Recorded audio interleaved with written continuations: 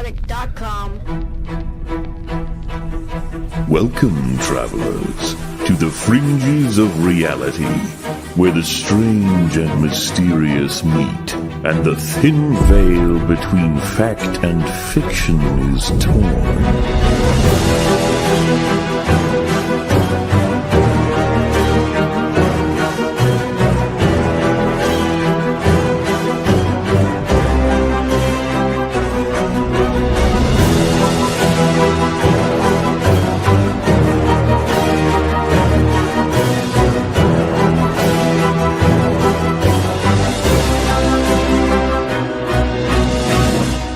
Welcome to the Forbidden Frontier.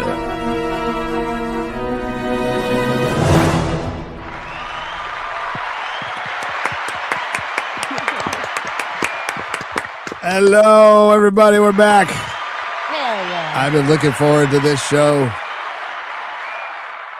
since I watched that documentary. We finally got a good UFO documentary, a real good one. Legit. It was a legit good one. I've seen it twice. X-Ray Girl said she's seen it twice.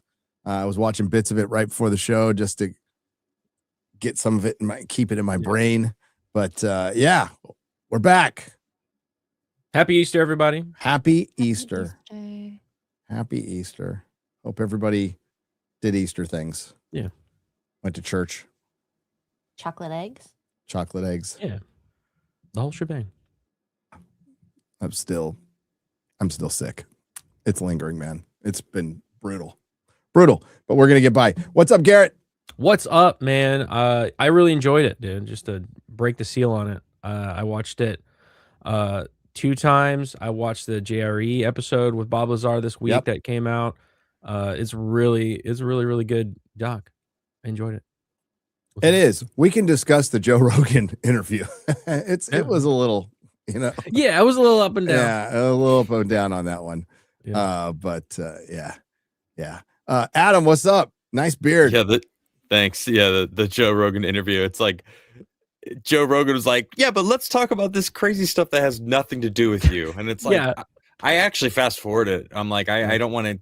He talks about it all the time, like the same kind of stuff, like, the kind of like the turning the frogs gay kind of vibes, It's like, all right, moving on. I want to hear from Bob Lazar, though. Like, you've got Bob Lazar sitting from you. Let's talk to Bob. What I did like about certainly that, something we can discuss for sure. We'll talk about it. Sorry. No. I think it has to be brought up because the first one he does with Jeremy Corbell is better. But we'll get into it. Anyway, it's good to be back. But I do think it's one of the few times Joe got a little annoying. I agree. Yeah. That was annoying. X-Ray Girl. Hi. I didn't watch the Joe Rogan, but of course I watched the documentary twice. It's kind of nice because we've been getting some really weird, janky documentaries this past year. The last one. Ooh. I actually turned it on by accident because all I saw was the number on my Prime account, and I was like, oh, this again. Nope. It's the hippie crystal stuff. But it was cool to see the imagery, and I think that's like even back with the Graham Hancock TV series that he did, seeing some of that come to life was like, okay, now I actually can visualize what you're saying. Randall Carlson, I know you're listening. Maybe Micah Collins is. He can talk to Randall. Dude, you need to make a documentary with visuals. It makes all the difference in the world, because what makes S4 a Bob Lazar story, if you've been into ufology for even a couple of years, this guy's story and you've heard it a lot, right? And there's been multiple docs on him and books. What makes this one different is you get to see his story, not just hear his story. And that's the point he makes. That was the whole pitch for this movie was we're going to tell your story, but we're going to walk through it visually. Yeah. Which absolutely makes all. Randall should work with Luigi. Absolutely. Yes. Because they spent 3 years working in Blender making this movie. I think he said it was like a little bit 10% AI, but for the most part, they built all of the stuff that Bob has been talking about for 40 years. The only elements that were AI were like some of the, like they go back into when Bob Lazar was like in his garage, like tinkering and stuff. Like some of like the stock footage stuff that you would try and get. They did AI for that and like put him in Like there and young Bob recreated it. Lazar Yeah. shot But those shots. the Okay. shuttle itself, like the whole facility, that's all 3D modeled to specifications from Bob. The craft itself, the descriptions of the other craft that he saw, it is all very like as specific as they could possibly get. So it was really cool to see. Yeah, I have to make an apology. I thought it was all AI, and it wasn't. Like It's not, yeah. It's not. And either way, even if you used AI, I wouldn't have given a shit. But and maybe next time they will. Maybe Randall can use it. He'll probably get some. He'll get some blowback. But listen, Y-Files use it, and I think it's a great use of a tool that can. If you're a documentary filmmaker and you don't have millions and millions and millions of dollars, I mean, Luigi, I can't pronounce his last name. He pumped $4 or $5 million of his own money into this. Yeah. And you think, yeah, with AI, millions. They said millions, and I think I heard at least 4, right? It's like, holy shit. With AI, you wouldn't need to do that. And well, I think the use case that they used it in this was perfect. It was used for recreations of like normally when you'd watch a documentary on TV or something, they'd have like recreated, this is dramatization, and they'd reshoot it. That's basically what they use the AI for, just like that kind of stuff. But when it was specifics, when it was like the craft and how it looked and what it was on it, it was not up to AI to kind of interpolate. It was they handcrafted exactly what Bob Lazar, like with Bob Lazar, like with them going, it looked like this, it was this size. They recreated the entire hangar and all that. So I think the use case was perfect. And like those shots that they would show the different layers of the craft and like make one layer kind of see-through so you could see how it laid out was really artistically good. That's a great point. This is an entertaining doc. So everything down to like the musical score is really good. And it moves quick, and it's 2.5 hours, and it keeps you engaged. That was 2.5 hours. God, is it 2.5? I thought I saw 2 hours. Yeah, 2 hours. 30 it didn't minutes feel like it felt very quick. It felt like an hour almost. But like in a like I was like, maybe I looked at the wrong timestamp. I could have sworn I saw that, but it doesn't matter. Yeah, I want more. It's really entertaining to the point where I've watched it twice already, and I'll watch it again. And I bought it's only DVD, but I bought the DVD just to support it, and the fact that they're able to do this, and it really comes at a good time because ufology's had better days. And there's people out there who are not going to believe Bob no matter whatever. I don't think this will change your mind or anything.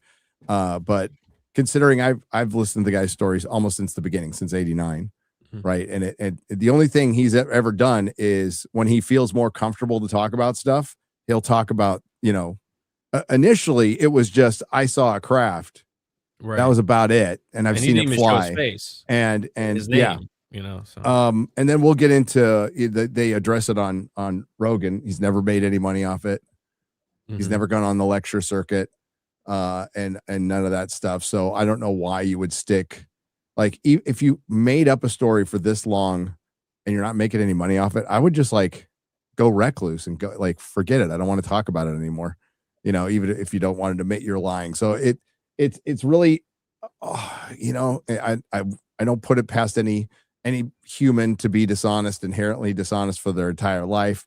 But I've always believed Bob Lazar's story, and a lot of stuff he's brought up has come true. Nobody heard of Area 51 before Bob Lazar. The hand scanner or S4 and the hand scanner.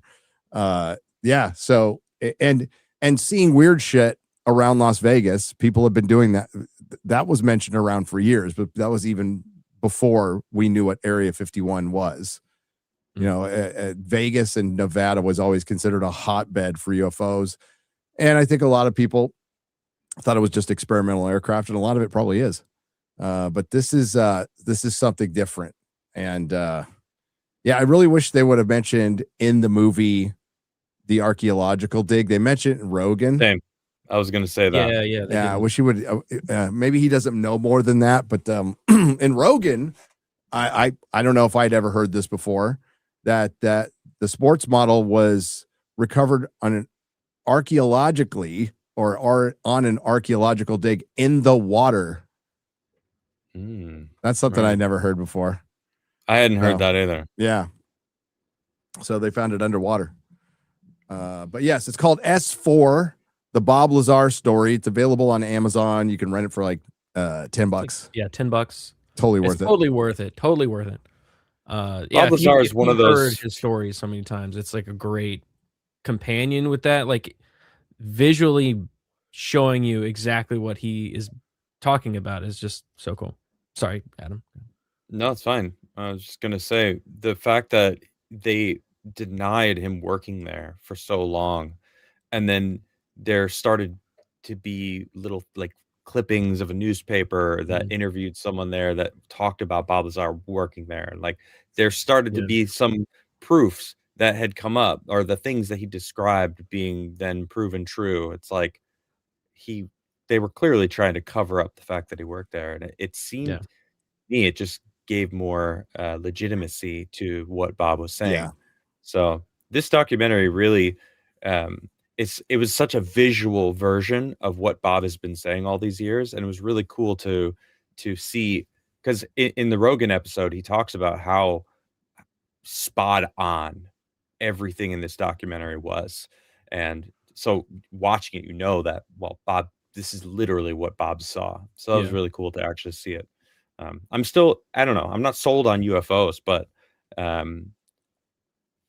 it wouldn't surprise me if there was some ancient technology from human beings in the past that they found that they're trying to reverse engineer. Like, it wouldn't Given surprise the me. scale of our universe and how long humans have been on this planet, like, at some point, I think it's still far past, up for debate who piloted the craft. I don't think it's up for debate that we've recovered craft that we have not made, that is not of this world or of this dimension. I think there's just way too much anecdotal, but there's way too much stuff out there to think. And again, to think we're just all alone in the universe is, I think, a bit crazy at this point. But someone said Nephilim tech. Well, so like the problem with that, Nephilim were big. And yes, like they were big. You know, they were supposedly they're the giants, right? I mean, yeah, when it showed the chairs, well, Bob says that an adult human couldn't fit in them. They're way like too toddler small. Size. Yeah, like they're those little tiny. kid chairs. Well, like I think the grays are like manufactured drones, like organic drones, 3D printed bodies or something. Yep. Just the way even Bob describes in that one autopsy, it's just got one big organ. That's all the organs in one. And the one thing that really sells it to me was the minimalist nature of the ship itself. Right. It is nothing. Everything is streamlined to where you just have what you need, which tells me that can't be a like a living, breathing, functioning thing outside of a drone. Yeah, where's the bathroom? Where's the food? Yeah, where's the There's no place to sleep. And it is just there's no buttons, anywhere. It is a dome with element 15 with a pipe that with the touches engine, it with the whatever that is. Well, it's emitters. So it's like doesn't really have an like engine. Containment, and then there's the amplifier, but it has like an engine. Yeah, it has element. It has element 15 with a little circle around it that like a whatever that activates the device, and then you have emitters that just control it. So you're just creating. It's not even piloting, really. You're just creating a gravity bubble that pulls the ship forward to points. He was saying certain points. Jump. Has element 115 been proven real now? It is. Like, wasn't it? They called it an element. Right? They have not been able to synthesize it. I think it's only in its gaseous form. Correct me if I'm wrong, chat, and only for like a millisecond. Yeah.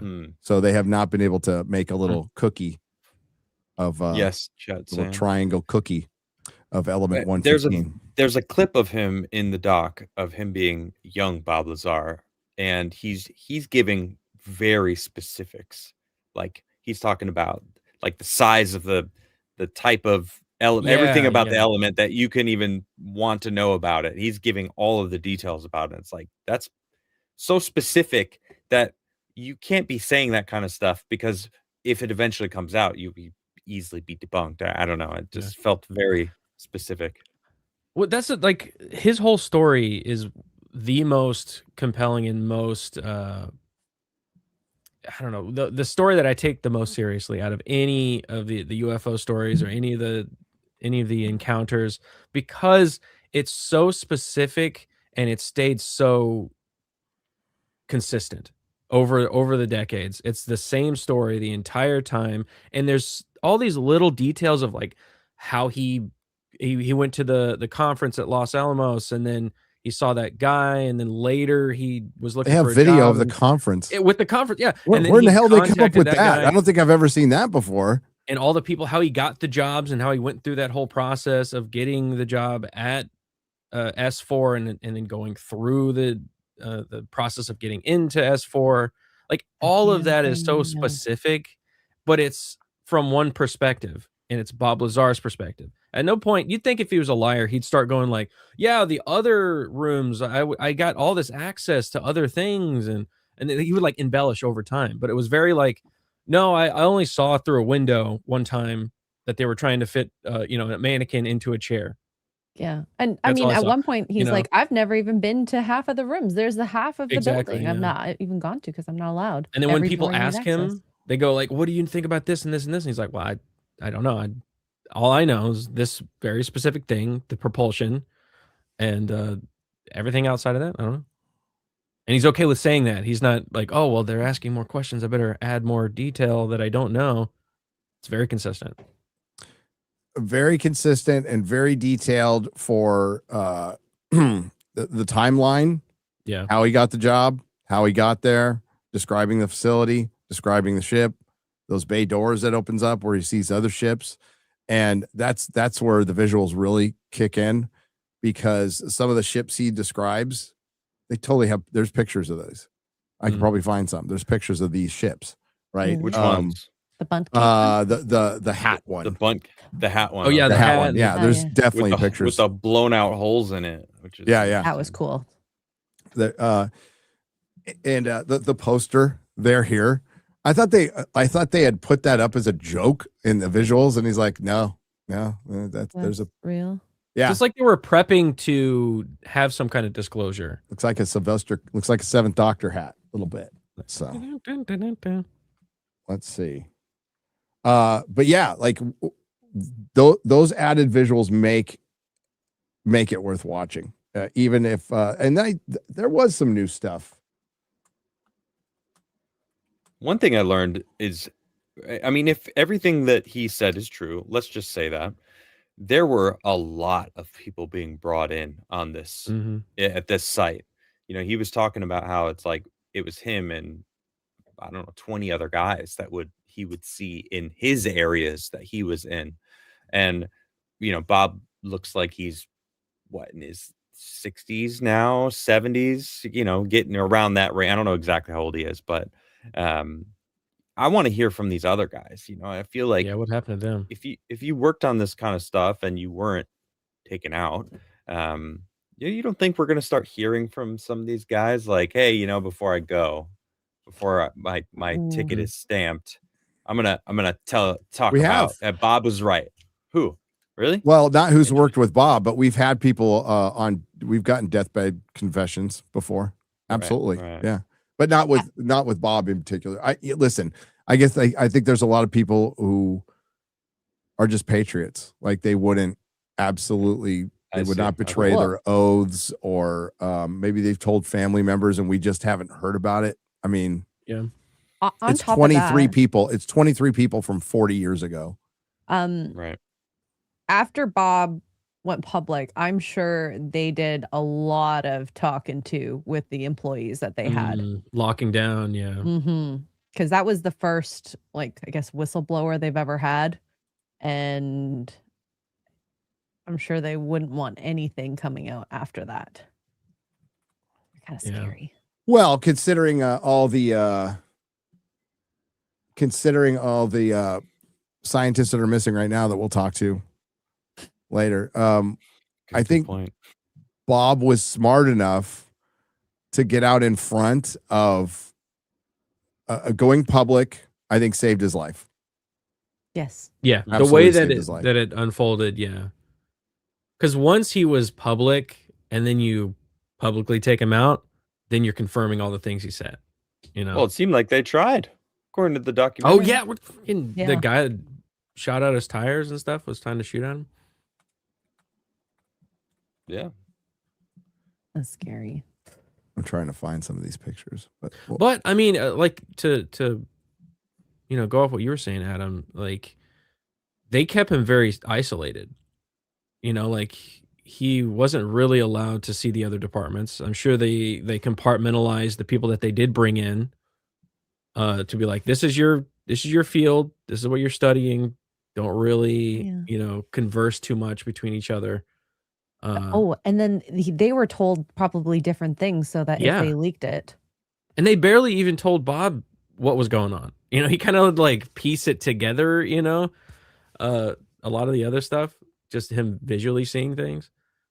Like that, like the view screen inside the ship when he was in the ship, like looking at the Element 115 engine, and then that panel just went clear with the blue panel that popped up on the side with the text, and he's like, "Hey, Bob, like, you're not supposed to be looking. Like, look down here where we're supposed to be looking." Focus. Yeah. It's like it's very compartmentalized, which kind of tracks with all the other things that we hear about, the black ops kind of era. Yeah, it's like you were brought onto this for a very specific reason, for a very specific task. You're gonna do that, and then you're gonna not talk about anything else. Oh, there it is. X-ray girl. You just had it right there. Yeah. That's the that's their interpretation. He said it was more like Korean writing. Yeah. And it wiggled And back and forth. went back and forth,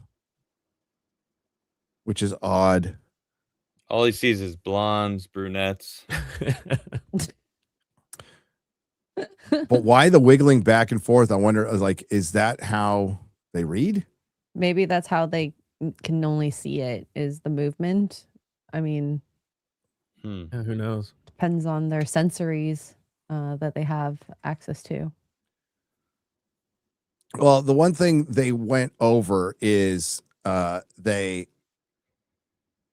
this is not going to be a linear problem that we're ever going to be able to figure out. I've talked about it before. Let's just pretend they exist. They are so far ahead of us that we couldn't get our brains around it at all. And they're probably dealing with physics we haven't discovered yet. And that's why it breaks all the rules. He talks about when the sports model flies and they're able to use like CB radios, like regular radios. And he's like, that you should not be able to do. So if that's a gravity bubble, which he says, I don't know if that's exactly what it is, but that's, that's it isn't how right. That's how we interpret it. Right. You could feel the gravity moving towards, like, if you're pushing against the bubble, which I guess this is kind of a representation here. Once this is activated, but a candle lit next to it doesn't get affected by it. Like that. Well, it froze. The candle, the flame froze. Yeah. It was still emitting light, but the flame didn't flicker. It was like you were looking at a picture of a candle. So it's doing something with time and space. It's and we have no idea what it is, but somehow you can still communicate via radio through there, which shouldn't make any sense to us, but maybe it's just not making sense to us. Maybe one day. Maybe one day, probably not in our lifetime. But it just starts out with him going through his story. He talks about how he, a little bit, it's a way more personal story of Bob too. You kind of get to know him more as like a human. But there it is, Garrett. He goes to before he goes to work there, he goes to Los Alamos to watch a conference, and they had video of the damn conference. 1, 2, 3, 4. We do not want war. Yes. Then he starts talking about Nixon. I'm like, wow, this. Yeah. Oh, and he's like, Reagan is the only president. Reagan, not Nixon. Reagan, right? Yeah, that had the courage. Yeah, and I don't even know what the entire talk was about, but that's the guy he spoke to. I'm forgetting his name right now, who eventually got him the gig at Los Alamos, which eventually got him the gig at or through Los Alamos got him the gig at Area 51. And he went through like an interview process, and then they were like, well, there's actually another position that you would fit for. And then he went and interviewed for that. And then they were like, well, there's another position. So he like got bounced back and forth, like layers going through this process before eventually getting onto this program. Yeah, and he was found by a headhunter. So and that's how they basically confirmed he worked at is they found the recruiter. Then they got the records. They were promised George Knapp was promised the records. They're like, yeah, we'll send them to you. And then he just got ghosted after that. That's the one. When he explained how that process went, he called him up and said, hey, I got this Bob Lazar guy. He said he works at your place. Could I get the employment records? And they were like, yeah, sure. Let us go find him. And then you just need a written from him, from Bob, permission from Bob. We could send it to him, and or however we go through it, but we'll start the process. And then weeks pass, then months pass, and he's like, well, he called back, I'm trying to get this information. Oh, he never worked here. Yeah. Okay. So the first time they weren't aware of not giving out information like that. So they were like, oh yeah, it's just like any other employee, get a confirmation. And then they probably went to their superiors and said, hey, I'm looking for this Bob Lazar. They said, don't get any information out on that. So then they just stonewalled him and then ghosted him after that. I was like, that makes me go like, okay, there's something here, man. Well, that's what made Knapp mad, and they found him in the phone book, and they had written about him in the Los Alamos newspaper that he worked at Los Alamos. There he is, Robert Lazar. And Bob talks about like this 6 months of his life that like changed the trajectory of his entire life. Just this little 6 month period changed George Knapp's life completely too. And takes you down this like frustrating rabbit hole of fighting the government. That's why I always find it like really strange when ufologists ask people who are into this field or people who have just been watching or fans or I don't know if you want to use the word fans, people who are interested, trusting the government at any point is just ludicrous to think that anybody should, considering how much they have fucked with people, and we'll get into that, and how much they fucked with Bob, right? And factions or not, whether and I think there are people within the government who want disclosure. We ain't ever going to get it. We're not going to get it from the government. Not in a clean way. No, hell no. But yeah, I thought it was again, well paced, well directed. And as far as like new information, sometimes I've heard the story for so long, there might've been just stuff I forgot. It feels like there was a couple things I heard was new. I don't know. I don't think I would come out and say that we have verifiable new evidence with the bay doors picture. I think it's interesting. Just a little. It's interesting. Mm-hmm. It's interesting how somebody got those pictures. Like, they really didn't say who it was, but it was somebody flying around the fucking base. And I don't know how they were able Christmas is to out do that. Yeah, the same one. It was like Christmas 2020. Yeah, so it wasn't that long ago, right? Yeah. And they get the picture of that one hillside. So S4 is, I guess, around from Area 51 itself. It's by Papoose Lake. There it is. There it is, X-Ray Girl. Yeah, the weird Google images. Yeah. Oh, as well on top of this, yeah.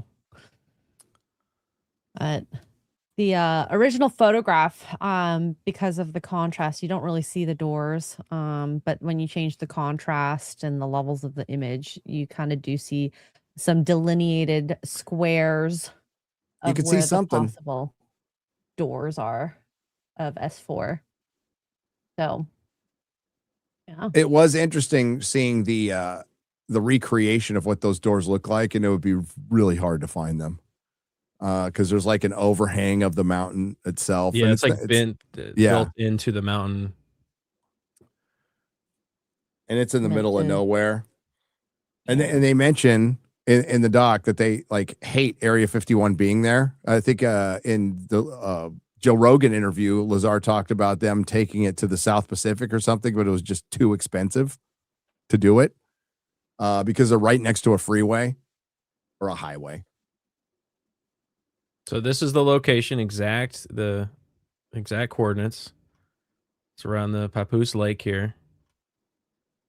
And Luigi points this out in the doc and in the GRE. The area is the most recent. Yeah. So they've like washed it out with color. Pull it back a little more. Here, pull it back. You can see there's a lot of. Pull it back. So where you can pull it all the way back. Go. Yeah, that's how I opened it. So there's go in. So you see the square. Go in a little closer. Go in a little closer. Because this is old. Go in a little closer. Right there. There you That's go. what they're talking about. So when you get in a little closer, you can clearly see that square that washes out the color. What I found, I got super close in here, and I was like, okay, so what's the oldest? The oldest is 1985, before Bob Lazar. Super blurry, an older photo, I guess. It's harder to digitize that. The whole area is that same quality. Mm-hmm. You zoom back in. What's the next one after that? 2006. So it jumps the entire decade. Yeah. The entire decade. And then you have to zoom way out to then get other photos of the area. 98.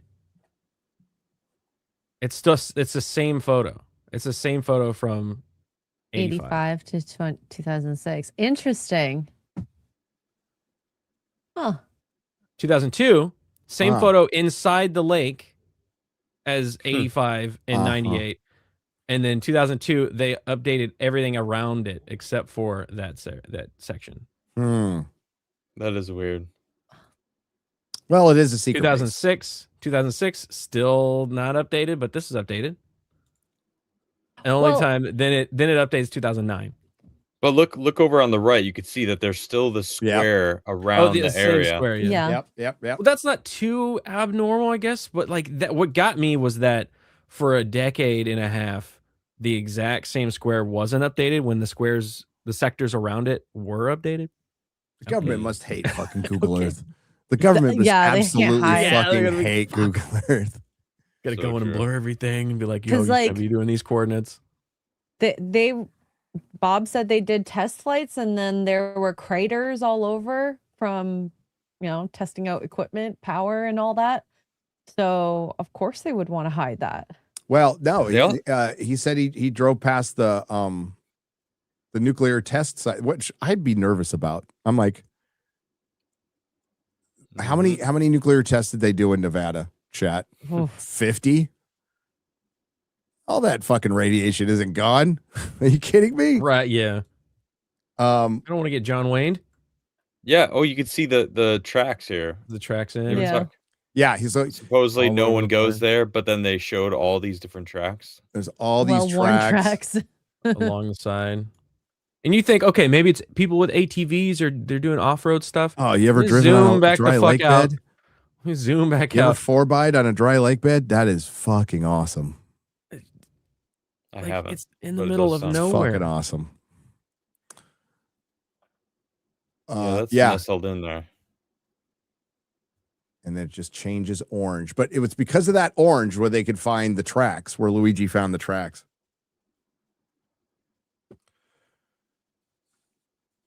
Yeah, you could really see it. Yeah, this doc has already gotten a lot of people talking. Of course, the skeptics are out and they're going to do their stuff. I don't care. I thought it was really well done. Bob goes through the progression again of talking about, like, really smart, by the way. His basic universal paranoia is spot on to where, okay, if I'm going to die, I got to tell my friends. Mm-hmm. Oh, I'm going to show him some shit too. So he gets the schedule and takes his friends out to go see the test flights, and then they get stupid, right? So at first they're careful, and then they get really comfortable and stupid, and then they get caught. There's John Lear, who they discuss in Joe Rogan, a very eccentric dude who took some of the information he was shown and like leaped to some crazy conclusions. Kind of, you know what? Not too indifferent than not different from David Icke, where it's really good at pattern recognition, really good at bringing and presenting some weird shit that's awfully odd, and then going to a conclusion that's just difficult to swallow. Okay. It's just gonna go. It just soul-sucking antennas on the dark side of the moon. Yeah. I'm not against it, but I mean, like, you got to build up to that. I need some more background and story and world building before I fucking get to that. Soul antennas. But they showed some, like, they mix in some recreation video with the real video. I thought that was done really well. It's tastefully used, and it does make it easier to visualize what's going on, and it kind of makes sense. Like and I'm surprised it didn't happen earlier, and maybe it did. But before Bob, it's like, so Bob, you're kind of ghosted into this job. You're seeing the craziest stuff of crazy stuff. They talked about him witnessing a test flight and seeing the warp bubble that's around it, make it go invisible when you're under it, but on the side you could see it. So you're seeing this amazing stuff, and you're not allowed to tell anybody. So it's got to be so difficult. And like you were saying, like, he's like, okay, well, and I got to tell somebody about this because they could just off me and that secret never be out. So the way he went about it, it makes sense in a human level. Like, you got to get that information out, and maybe I'll show some friends. You kind of out there, you're being amazed, you're kind of having fun, you let loose a little bit too much, then people just, like, show up with night vision goggles and stuff. What I don't get is that he didn't come out and go, I'm Bob Lazar, this is my story. He was hidden, right? He hid his face, he hid his name, like, so they knew who it was. You know what I mean? Like, come on. Yeah. I think that's why he switched. He talked to George Knapp, and like that's the first interview he did, right? With George Knapp. And then you'd think that, I don't know, it just, there is something fishy about that, because, like, obviously I don't think so. I think if you're scared, you don't think so? No, no. I think if you make bad decisions when you're scared, and he was scared for his life, and he just wasn't ready to go full public with his name, to have the public. Maybe it was more of protecting his privacy from the public than because he used what's his name, Dennis. He used his supervisor's name as a troll. So I think he absolutely knew that they would know, but maybe it was to keep everybody else away. But my point is, the government would know who he was, and wouldn't they have taken him out after that moment? Like, maybe he's starting to shed these secrets. But the thing is, I think he went public. George Knapp knows his name. The news knows his name. So if they take him out, then that name goes public too. So I think he was just basically freaked out and kind of working his way up to becoming public, when maybe he should have just done it at the beginning. Yeah. Yeah. Okay. I mean, I don't think any of us can put ourselves in the position of, like, man, I know some crazy information. And Tim Burchett, he said recently, if the public knew what I've seen, what did he say? It would disrupt. I don't know the exact quote, but he's seen some shit. Yeah, and he's seen some stuff. Well, what? Like, what is the shit that you're seeing that, back in these skiffs that would freak the public out? It's like, somebody say it. Somebody say it. Well, I mean, he's currently working in government, so that's not it. But watching Bob, I got the Tim Burchett video for later too. Watching Bob for 3 hours on the JRE and multiple other JREs, and other interviews in this doc that are current and in the past, I don't know. The dude doesn't seem like he's shifting the story. He doesn't seem like he seems like a nerdy guy that was into propulsion and got dropped in this crazy situation and was like, I think I should probably tell people about this. And then he Dude, stayed extremely consistent about it and pretty quiet. Other than like people asking him to retell the same story over and over. He seems like he's pretty down to earth, I'd say. Garrett, if he dropped a book, oh dude, it would be back huge. in the early 90s, like when this stuff was really hot, he'd be a multi-millionaire. Right. Yeah. Oh, It would be a best-selling If he book. dropped a book right now, Yeah. it would probably do crazy numbers. Yeah. And he's like, I just want to live on my land and work on my shop. Yeah, and my wife on have a Rogan, garden. he drives his So cute. he drives his Yeah. 2018 Chevy Bolt. Yeah, He yeah. bought a ranch in the Oregon mountains for $400,000. That's pretty cheap for a ranch, but He doesn't it's in run the a middle of- business. though. He Beautiful. doesn't have a Looks business. beautiful out there. Yeah, Right? it Good does. for him. Good for him. But yeah, he's not some multimillionaire. And he also told Jeremy Corbell to keep the money from his doc, and Mhm. told Luigi to keep his money from his doc. Yeah. I mean, if you're gonna make this shit up, Very credible. I don't know. Just, make some fucking money Makes off it. money, yeah. Very credible. So they throw in some so he's shown some documentation about like the origins of this, and this is where he talks about in Joe Rogan that this was recovered in an archaeological dig that's underwater. But he's also shown like where they come from. But he also makes it a point, and he's been saying this all along, that they filled it with disinformation, these documents. Right. So if the information gets out, then they'll know where it came from. And I know for a fact that Hollywood does this with spoilers in certain scripts, because if information gets out, they'll know. Like they do the same fucking thing. So this is old they hat. zero in. They know who It's old the leak hat, got yeah. out. Yeah. So and he talks and he does preface like this could all be bullshit, but they're from Zeta Reticuli. They're from the fourth planet. It's a binary system. Fourth 30 planet light of years one. away.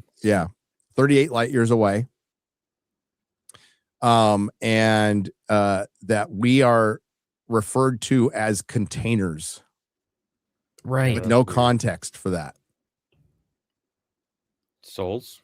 Souls, So it makes me think of. Maybe. food. I like that less. I like that. I don't like either of them, but yeah, I like that one less. I don't know. I feel like Souls is like Souls it's has something value, about Adam. yeah. At least you're respecting our value because we have souls. Right. Meat bags. We're not just meat bags. But Maybe the moon is that freaking soul sucker. maybe. Maybe it's a transmitter. Well, Are we maybe gonna that's find where out? Lear got the idea. He heard from Lazar that were containers. And he was like, containers for what? Mm-hmm. Containers for what? So, and apparently there was an agreement with the government that was good until what, 1979? Something happened. There was some impasse, argument, crisis, whatever, and it stopped. So they kept what they had, and they're trying to reverse engineer. Bob also talks about replacing somebody who he thinks died. Right. Yeah. Because they tried to cut into the Element 15's container as it was running, and it blew up. Oh, it blew So- up. so Right. So that's what he thinks the previous person. And to give you context of why Bob was freaked out, he didn't talk about it in this movie. I wish he would have. And in this interview, he talks about it in the Jeremy Corbell interview. He's all, we are dealing with energies and elements we don't understand, and they're literally just cutting into shit, sometimes not knowing. And he's Makes all, sense to us. we could blow up the state of Nevada with this stuff. We have no idea. Or Earth. Yeah. Trial and error. Set off a chain Yeah. I reaction. mean, who knows? Mm-hmm. Yeah. I mean, same thing we worry about with CERN, like creating little mini black holes. It's like, Yeah. what if one stabilizes and gets bigger? So that little What do we do? upside down cup. Go by. Yeah. That upside down cup thing is the top is where the little triangle cookie of 115 goes in. Burrito. Yeah. And then you put the dome over it and it activates, right? And within that base right there, there's a little, there it is. There's a little tube that goes around and like an accelerator, like a particle accelerator. Yeah. And that's the engine. and then it goes to amplifiers, and the amplifiers are like the things that there's 3 of them on the under level. There's like one that's punching propulsing bags. it and then like controlling the direction, basically. Very, very interesting. Very cool. And it doesn't emit any heat because every energy source that we've ever had always emits some sort of heat. And they couldn't shield As it a with byproduct. any material that they tried. They tried all kinds of different materials, you know, like cardboard, paper, metal, different types of metals. Nothing could shield whatever the energy that was off of it. And he was explaining it was like they were calling it gravity, but it's doesn't act like gravity or a magnet. Like it's not a magnet, because if you push a magnet with a magnet, that magnet has force and it's moving that other magnet with it. But this one didn't move at all. It had The no base does not move. Yeah, you could if put you try. however much weight you wanted on it and it would not move. It just feels like it's in its own plane of existence almost, or Yeah, like dimension it's- rather, like a dimensional bubble. Because he was saying it's not really a gravity bubble. And it would make sense that it would create its own dimensional bubble that you could see. And maybe that's how it is able to travel faster than we can perceive. Because I remember another documentary we watched. I don't remember what it was about. It was someone said something about how these ships decouple themselves from the gravity pressures that we are experiencing, and that's what allows them to move in ways we can't fathom. Because like Earth, right now, our solar system is moving through space, right? Yeah. So if they decouple, suddenly they're gone, but really they're just staying still. Yeah. Right. And moving backwards because they're Another no longer being plane of affected by existence. gravity here. Or that, yeah. And even all the friends, when they saw the flight test, like they were saying it would appear and then reappear, and the way it would move is not normal or natural. It would just drop and then stop and like move in zigzags that just normal planes can't do. So who knows how it works? You know, and maybe the Tic Tac are ours now that we cracked this somehow. I don't think we did. Bob, check the labyrinth. Check it. I know, right? We're never gonna see that. I don't know, man. They're never gonna let us see it. Even if it's there, we're never gonna see it. No, in the Joe interview, he gets into ancient civilizations, and Bob's like, "What?" Yeah, that was what I was going to say earlier when Adam brought it up. What I did like about that section that, you know, Joe went off on the tangents and stuff, is watching Bob kind of be super skeptical of like everything else. And it kind of did make me go, okay, this guy isn't like oh yeah, I'm totally down. Let's give me the crystals, man. You know, I'm going to align my chakras and do all that stuff. Like he's like, Yeah, he's very logical. He's a logical engineer. Asking really smart questions about it. Tangible evidence in front of him. Yeah. And it felt which just gives more credence to what he's talking about. It felt very natural for him. Like that's just how he thinks and how he talks. Right. Being in a completely separate conversation that's not anything that pertains to Bob's story. It's in a different field altogether, and how he reacts to those questions and those thoughts was an insight that I thought was pretty good about it. I thought it was good about it too. Dude's trustworthy. I don't know. I think he's down to earth and authentic. That's what I think. And it's I just can't help but wonder how Jeremy Corbell feels now that this Luigi guy comes in and just fucking does the documentary everybody's been waiting for, you know. And then how much more can we do this? Like, I can't wait to see Randall Carlson's Younger Dryas disaster, the 1,000-foot wave of water going over like Montana, right? I want to see that. Get with shock, do the sun like out, like I want to see all the different things. So I don't know if you saw this. I'll share it.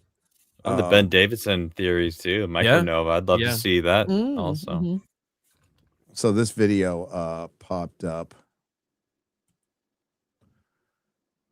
Jerry Freeman, Papoose Lake, 1997. Archaeologist Jerry Freeman snuck alone into the heart of restricted Nellis Air Force Base near Area 51 on a daring 7-day, 100-mile unauthorized trek. His goal: retrace the lost 1849 49ers Pioneer Trail and find a historic rock encrypted inscription in Nye Canyon above the mysterious dry bed of Papoose Lake. After hiking through atomic test craters and evading security by night, he reached the Forbidden Lake, site of the wild UFO lore included in rumored S4 alien craft hangars. Now here we can hear. It's basically, I think, Jeremy Corbell and George Knapp talking about this guy in the background a little bit. Yeah. So listen to the audio.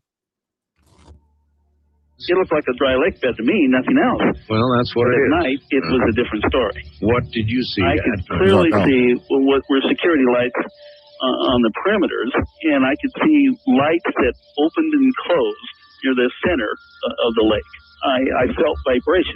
I know I wasn't imagining it because there were rivulets of sand coming down just on the other side of this little wash, and I could see them. And I thought, well, hey, an earthquake. Well, then I realized, no, this is not an earthquake. It continued and continued for maybe nearly 2 minutes. It's something they're testing, either directly underground, or I was feeling vibrations completely from Groom Lake. I don't know.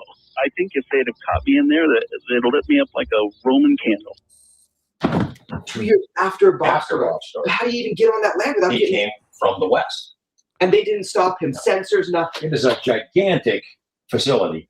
And he slipped in. My mind can't... He traveled at night and he hid under rocks. Oh, he knew he shouldn't be there. Right. Oh, no. He knew he was trespassing. Well, shit. He didn't know for S4 to look for the fucking hole in the side of the mountain. Well, he didn't care about that. He was looking for the rocks. There's that carving right there that he took the picture of. Fucking nerd. That was Fucking nerd. Just stumbling.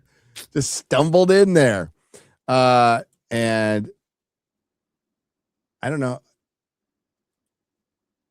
This isn't the Burchett said something about let me double This was check recently too, right? Yeah. This is very recent.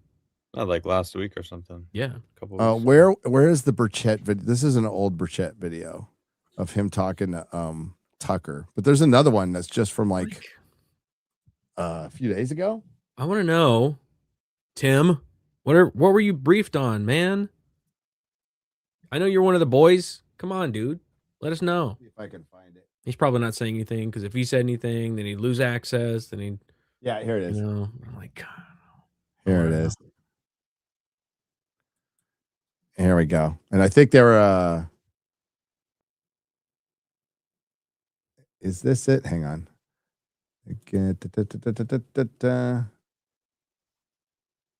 Yeah, this is it. Okay, go.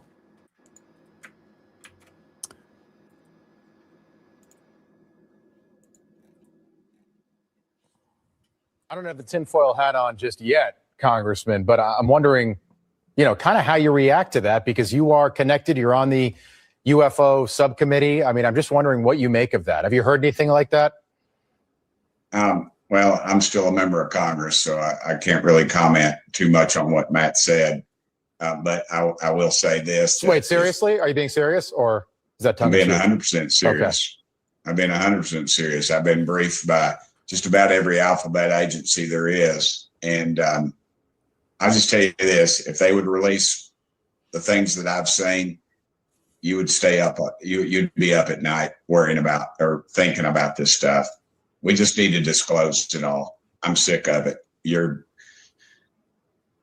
Well, I was briefed. I'll just tell you this. I was briefed last week on an issue, or excuse me, 2 weeks ago. And it would have set the earth on it. This country would have come unglued, I think, if they would have heard all that I heard. They would demand answers. And we need to. But it's never going to get, unfortunately, it just keeps getting covered up. And the people that know are dying or disappearing, as the case may be. Wow. And for the record, I'm not suicidal and I don't take risks. So, I'm glad you said that. I'm speechless, Congressman. Well, We will have you back. You should be. And I told the president. release it all. And the problem is the people that are around the president don't know and the president doesn't know the questions to ask.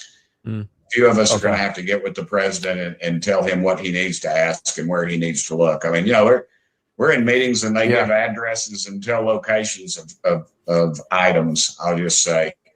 And the public has a right to know, dadgummit. It's your tax dollars. Absolutely. You got my attention, Congressman. I appreciate you being as forthcoming as you have been tonight. He didn't say anything. He really didn't say anything. Donald Trump wants to disclose something. He hasn't done it yet, but I think he wants to be the president to do that. Tim Burchett, thank you. He does. Then do it. Say some crap, man. Tell me something. You got something? Tell me. Yep.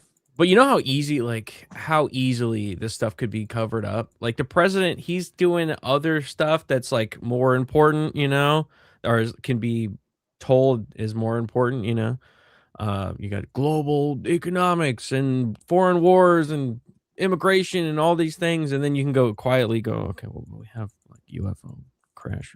Whatever, it's so easily pushed to the side. When I feel like it's like a huge thing, if we have foreign to our world's technology, it seemed like that could be important. You think so? Sick of government saying, "If you only knew what we know." I know. I'm like, well, why don't we? For us. Yeah, I'm paying for all that shit. I'd like to know. Yeah.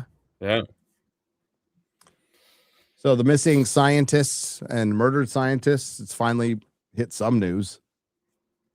A little late, but. But at least it's Will Kane. I like Will Kane. There's a story that caught our attention. We're talking about a number of U.S. scientists, some connected to very sensitive research, who have died or disappeared. Let's break down what we know so far. We're going to start with Carl Grillmar. Carl Grillmar, pictured here, was an astrophysicist at Caltech. He worked on a NASA-supported Space Telescope project and infrared systems. Now, he was shot and killed at his home just 2 months ago. Then there's Frank Maywald. He was a senior scientist at NASA's Jet Propulsion Lab, focused on advanced satellite systems, and he died nearly 2 years ago, but his cause of death has never been made public. Meanwhile, Monica Reza also reportedly connected to NASA's Jet Propulsion Lab project. She went missing last summer while hiking in California. No trace. It keeps going. There's William McCaslin, a retired Air Force general. He too is missing. He's a former head of Air Force Research Lab and oversaw advanced space and surveillance programs. He's been missing since February. And reports say he once oversaw funding connected to a project that also included Monica Reza. Now, there's more. To New Mexico, Melissa Casais. She has been missing since last summer. She worked at Los Alamos National Lab. She had an administrative role, but reportedly also had security clearances. Just months earlier, she went missing. So too did Anthony Chavez, also connected to Los Alamos, an engineer. He disappeared during a walk. No signs, no answers. Oh, That's 3 people on a walk. Remember Nuno Loureiro? He was the MIT researcher focused on nuclear fusion and was shot and killed in his Massachusetts home last December. It was the case of the Brown shooter. It's a separate case with no confirmed links to the others. But here's the key point. Authorities have not connected these cases, but look at the overlap. The same handful of institutions, NASA, Air Force Research, Los Alamos Laboratory. So could they be connected, or is this something else entirely? Well, that's a nice little segment. Lots of little coinky dinks there. 7 people, very closely connected. Well, 3 of them very, very closely connected to each other. Yeah. 2 people in New Mexico with security clearances disappear going on walks within 6 months of each other. That's weird. It's a little weird. It's a little weird. It's getting very weird. And, who knows what it is? If you ask me, if the connecting thing would be propulsion. Yeah. And energy. So I don't think it actually has anything. I think it might be back engineered stuff from aliens, but it is protecting corporations, the petrodollar. That's what I think would be behind the murders. Or it's lizard people. Or lizard people. Element 115 supposedly powered that craft for 30 years. Mhm. So if they were Long able time. to create something along those lines, Yeah. I mean, the economy would change completely. I mean, the petrol, everything is on the petrol dollar, right? I mean, right. The Earth would look different. Free energy is all around the corner. Also, I mean, Yeah. Ashton Forbes is constantly talking about 0 point energy. I mean, that might be it. Also, Yep. Oh, definitely. A whole new paradigm. Mm-hmm. And they're trying to keep a hold of it as long as they possibly can. It's just a damn shame. You know, we get a Bob Lazar thing and we get all this talk of disclosure in this era of AI where like nobody's going to believe a fucking UFO video ever again. Yeah, you know, so true. Such a bummer. It's got to literally fly I gotta over see it. the White House with like hundreds of people watching it with their cameras and their eyeballs. And even then, people are going to be like, that. Dude, Well, if I caught don't know. one, if I caught one flying over my house in Texas, right? And I uploaded it right away. Nobody believe it. They're all, well, you're a UFO believer. Yeah. So, you know, you're a video. I would maker. believe you, Gary. You got thanks. You got Perry to make it for you. It's like, you know, like that's what it would be. Mm-hmm. It's going to be a little tough. All right. Donald Trump, I know you watch the show every week. I know you're excited about Watch all the this. show. It's the best show. The best It's called show. Forbidden Front Beer. You know, it's not as good as honestly. If I did a show, it'd be better, but you know, it's pretty good. It's pretty good. Not as good as Y Files, but it's pretty good. It's pretty good. It's pretty good. Yeah. 250 celebration. We're gonna shoot a bunch of fireworks off. We're gonna have a parade for America, and then right at the end, come down with the freaking Independence Day. ship. Come on, do it for America. For America. What do you got there, X-Ray Girl? Oh, this actually, I saw a bunch of this UFO sighting. Speaking of breaking news, massive unidentified object spotted hovering over Astana, Kazakhstan. You can watch it from the beginning. Why? Where's Kazakhstan? Don't know. How many stands are there? It's always the same movements. Can't really tell what it is, so I can't tell. So what do you say? I have no idea. It's not in English. Fake. It's so fake. This is so fake to me. My nigga.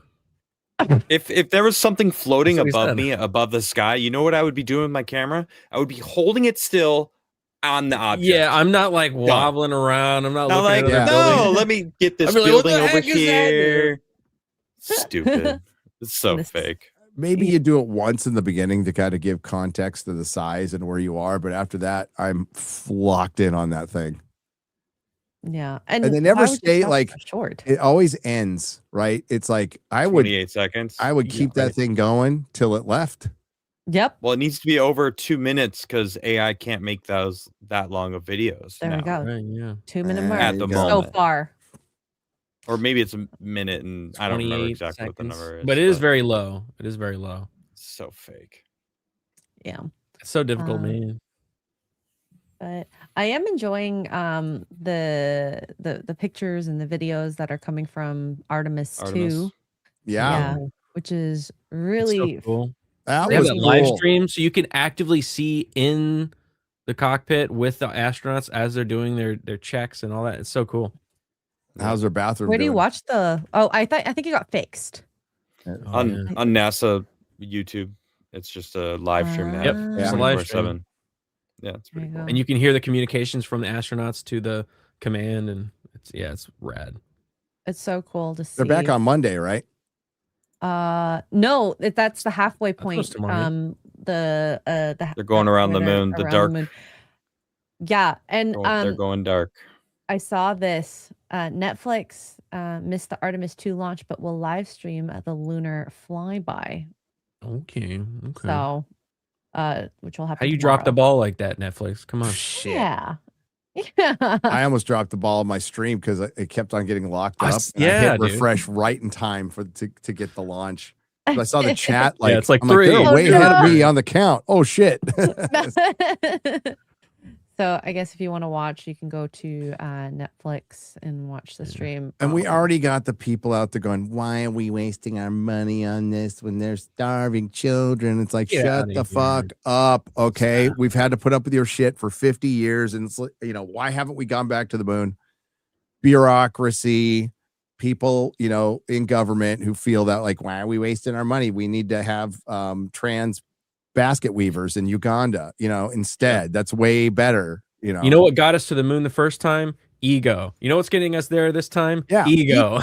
Like they're like embarrassed because a private entity is going into space and landing fucking rockets when they all laughed at him and said, "Oh, you're gonna shoot a rocket and then you're gonna catch it on the way back." And he's like, "Yeah, we're gonna do that." No, we're doing it now because China and fucking India are going to do it. So that's why we're like, oh, fuck no. And can you imagine the smell? Sorry. Yeah, they better work on their bathroom. And SpaceX has been clowning them like the whole time. So none of this happens without SpaceX. A private company that's doing it better. Yeah. You know. It's a space race. We need it. Well, Neil deGrasse Tyson, you know, he's like, NASA can make the same rockets as SpaceX. Well, why haven't they, shithead? And we've been giving them and you know, SpaceX does it for less. Yeah, they do it for less money. That's like the crazy 9 million part. every launch. I know. Like, listen, Ryan and I talked about this, and I think taxation is theft. But I have also accepted that I live in this world, and I have little control over it. So if you're going to use my tax money towards something, fucking fly people to the moon. Yeah. Okay. Yes. Every dollar that goes give me to something this, as entertaining. Not going over at there. least. Okay. Taxation is theft. Fuck it. But if you're going to take my tax money, entertain me with it. Okay. With some fucking cool. rockets and shit. Because it's hard.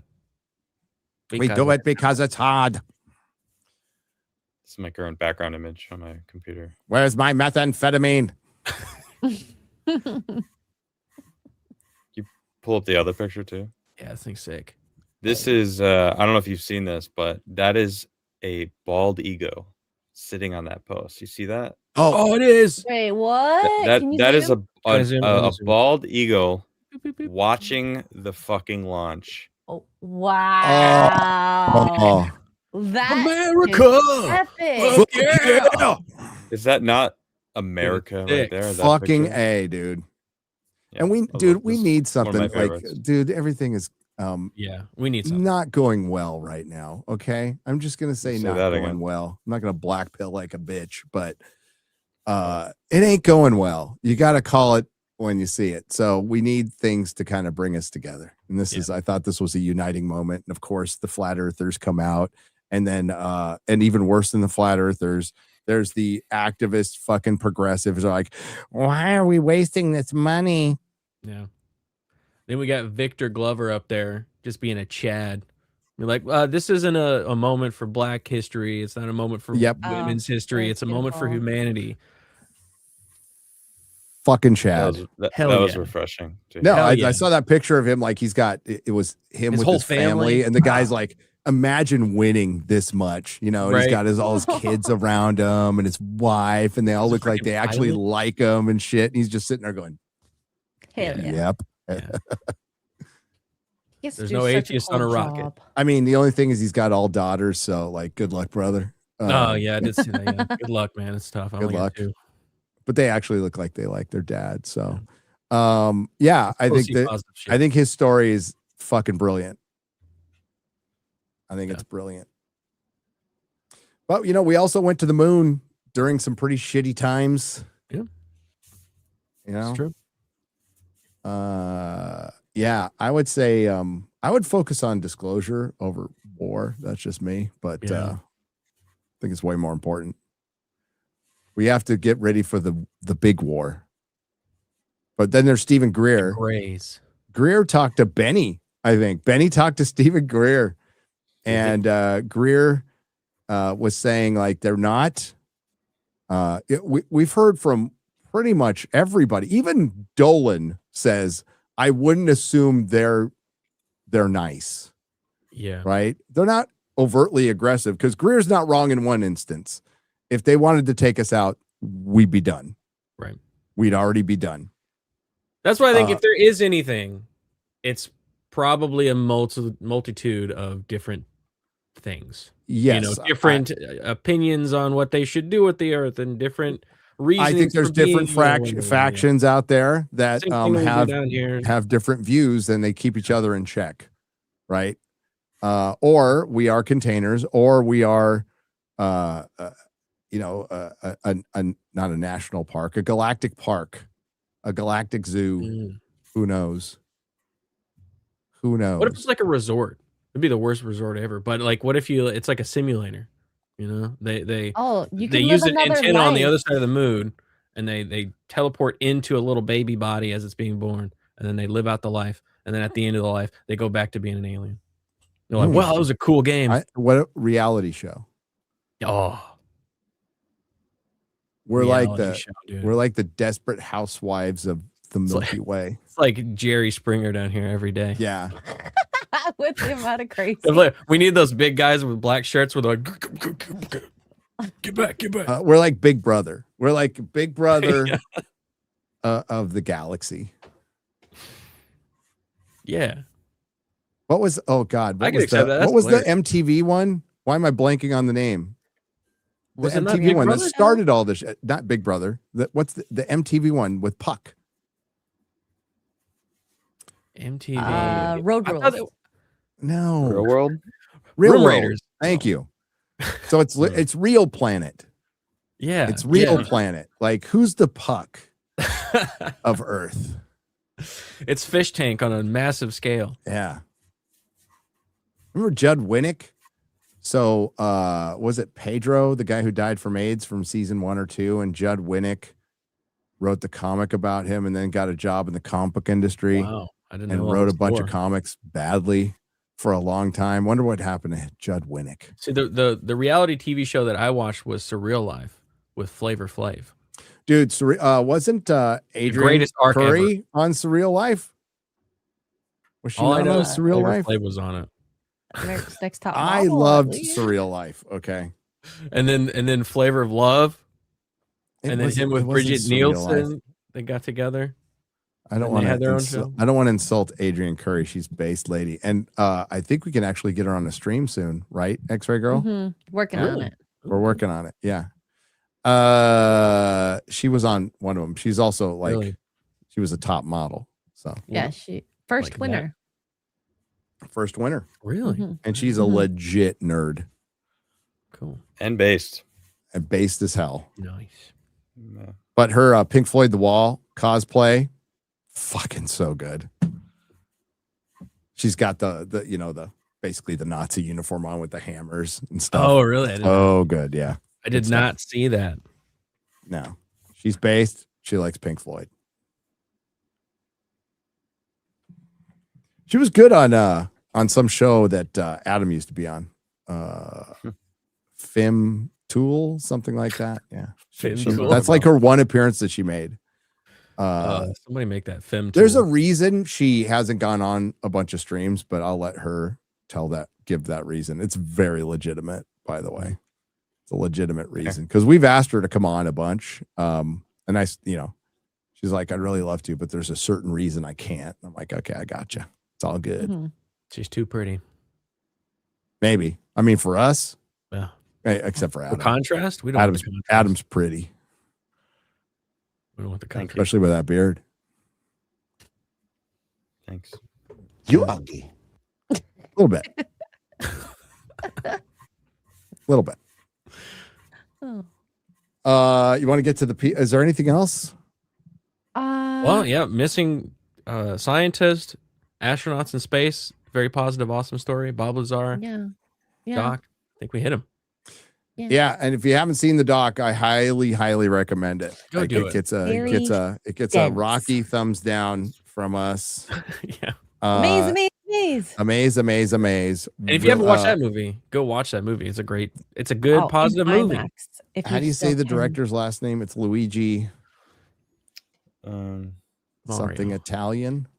Sounds like pasta. But he's Canadian. Luigi Spaghetti. Luigi, if you're watching, you did a fucking great job, dude. Hell yeah. Like Dude, really so good. well done. Ventatelli. Ventatelli. That's it.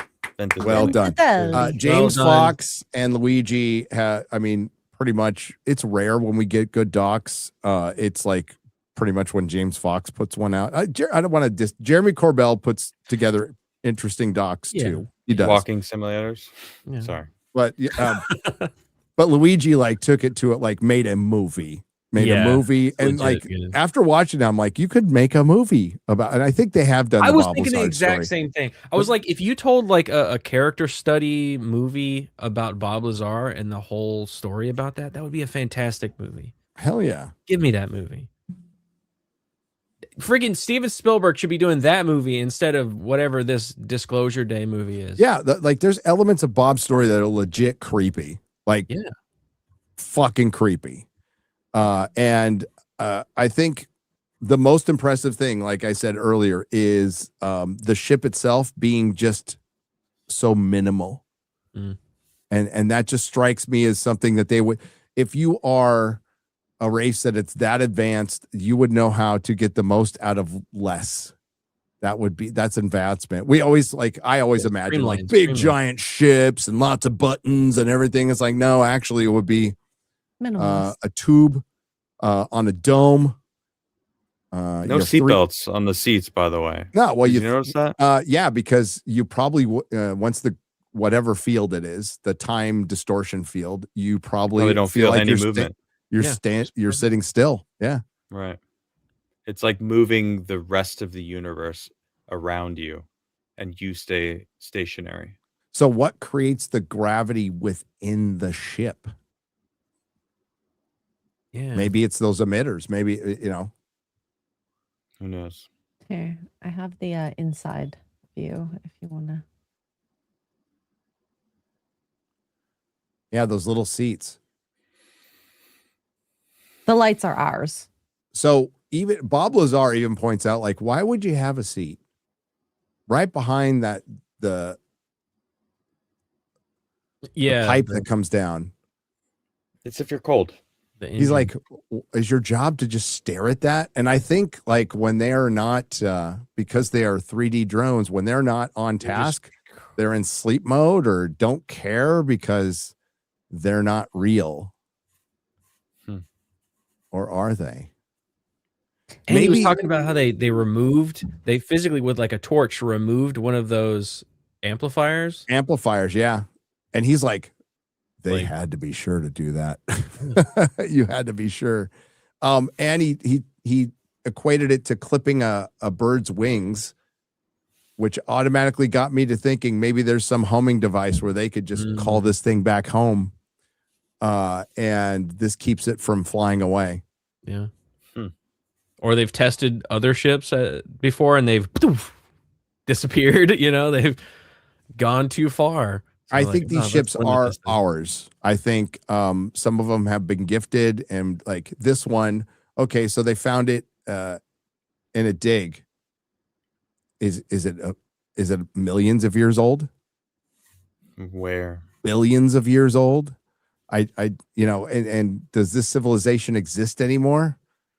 Or are these gray drones just kind of going on a program, continuing on for a dead civilization?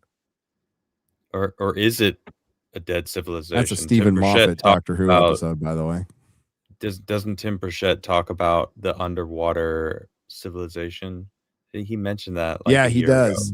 He does. And Lazar kind of insinuated that. I think it was in the Rogan interview where he discussed like, we don't know where they're from. Like, we can't assume it's from space. We can't. Right. Except for the fact that they said Zeta Reticuli, but that could be bullshit.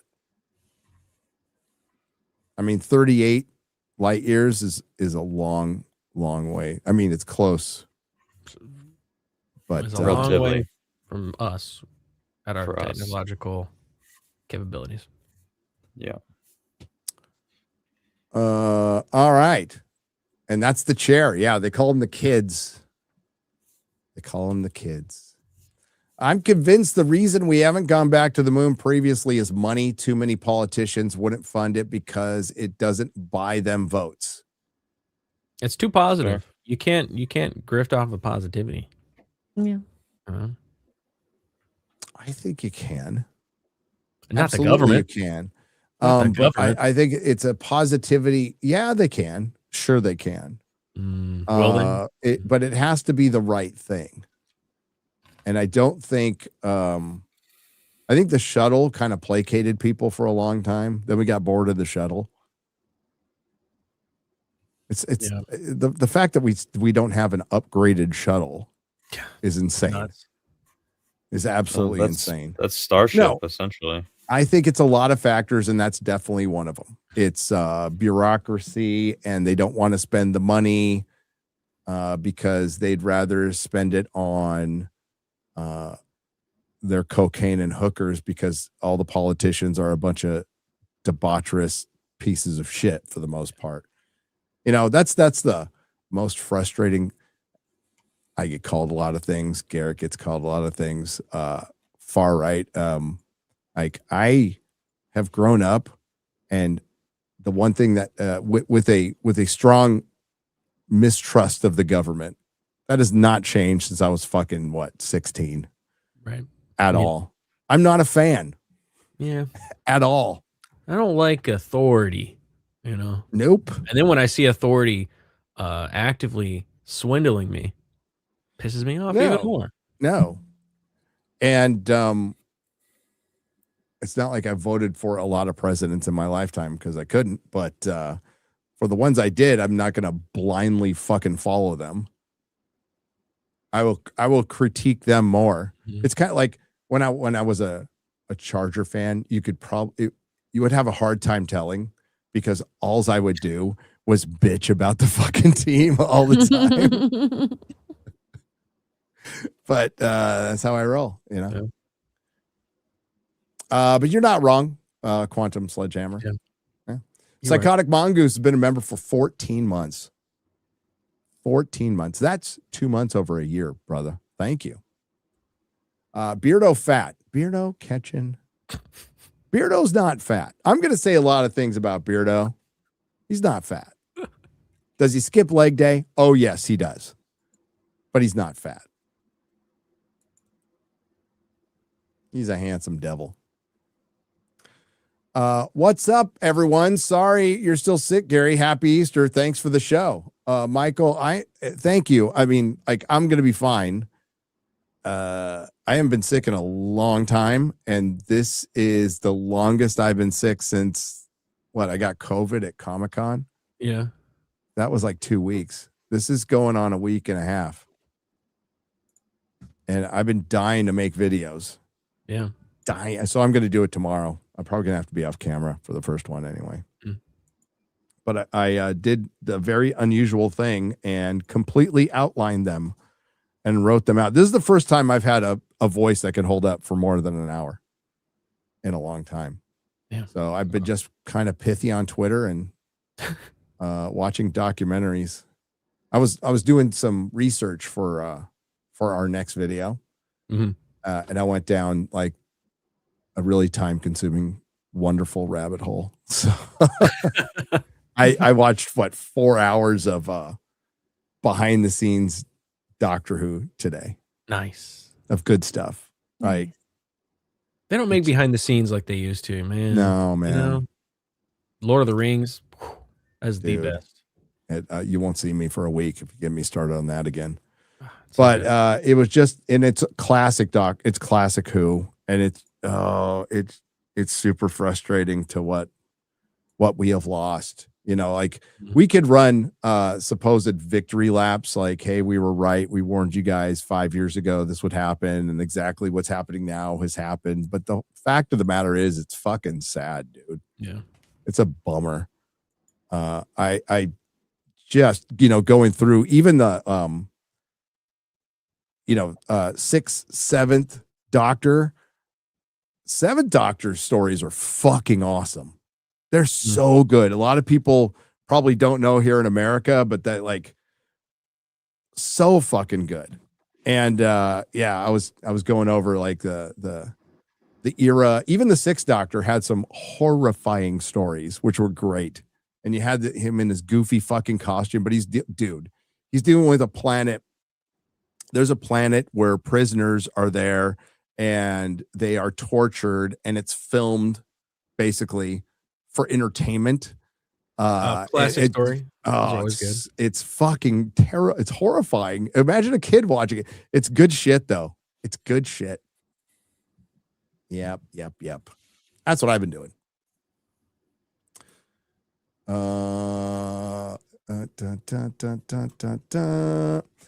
Hopefully Artemis 2 will get some good pics of the secret bases on the backside of the moon. It's all about the backside. You know what I'm saying? But then they might have a mysterious accident. Just kidding. Can't wait for NASA to build a moon base. I want them to come home nice and safe. Yeah. Nice and safe. Back to their kids and their friends. I want them to find the moon base. I was listening to the Y-Files one where they find the billion-year-old ship on the moon. Mm-hmm. And the Egyptian woman. It was totally debunked, but it's such a good story, though. It's such like fun. It's a great story. It's a great story. Luigi Fusilli Linguini. Get it right, Gary. Linguini. That's good. I'm hungry for some I told you it sounded Italian like food. pasta. Yeah. Fucking A. Some spaghetti and meatballs would be great. Yapping Tom, thank you for the 279. Hey Gary, off topic. Armageddon is on Blu-ray. FYI, you got it. Just bought it since you said it was unavailable, which I agree was strange. Oh, unavailable in 4K. So I was wondering how, like, I know Face Off. I just got from Nathan B. Hail Nathan B. I just got Face Off in 4K, but like, Con Air not in 4K Not in yet. 4K. Armageddon, not in 4K. LA Confidential, not like great 90s movies are not in 4K. But Contact isn't in 4K, dude. Contact, I don't understand. It's the Zemeckis film. The methodology of what they choose to upgrade to 4K and what they don't. Maybe there's a reason. Maybe there's like they've got the stock film at easier accessibility for some movies and not other movies. I don't know. But it does seem kind of weird. There's a lot of movies that they have not upgraded yet. They're going to upgrade everything anyway for streaming. You might as well put it on a disc. Yeah. But I don't know what's keeping them. Make it to order. You know, like if the cost is like, oh, not enough people are buying it and we're building on, we're printing out all this stuff, and it's make it to order. Well, There's businesses that can do that. People want to watch like non-genre space movies. So the three you think of now are Project Hail Mary and Interstellar and Contact. Now I prefer Contact over Interstellar like all day long. It's such a good movie. I like Interstellar. Yeah, with Jodie Foster She and gets Robert the Zemeckis. message. Right. Yeah. I gotta watch that again. It's been a while. It's good. That's it's been a long good. time. And there's 2001, of course, and just like non-genre space movies. Gravity. I don't love Gravity. It's fine. It was trash. I've seen it. It's boring. That one was trash. Yeah, it's kind of boring.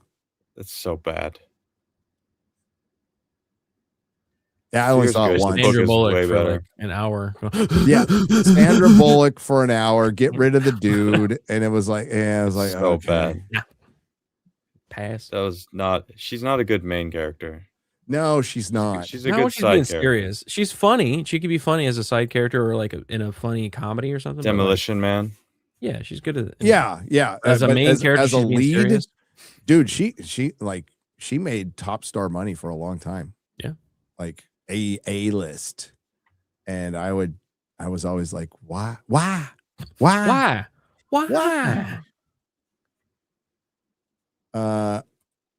Gary, how was hearing the Orson Welles War of the Worlds live?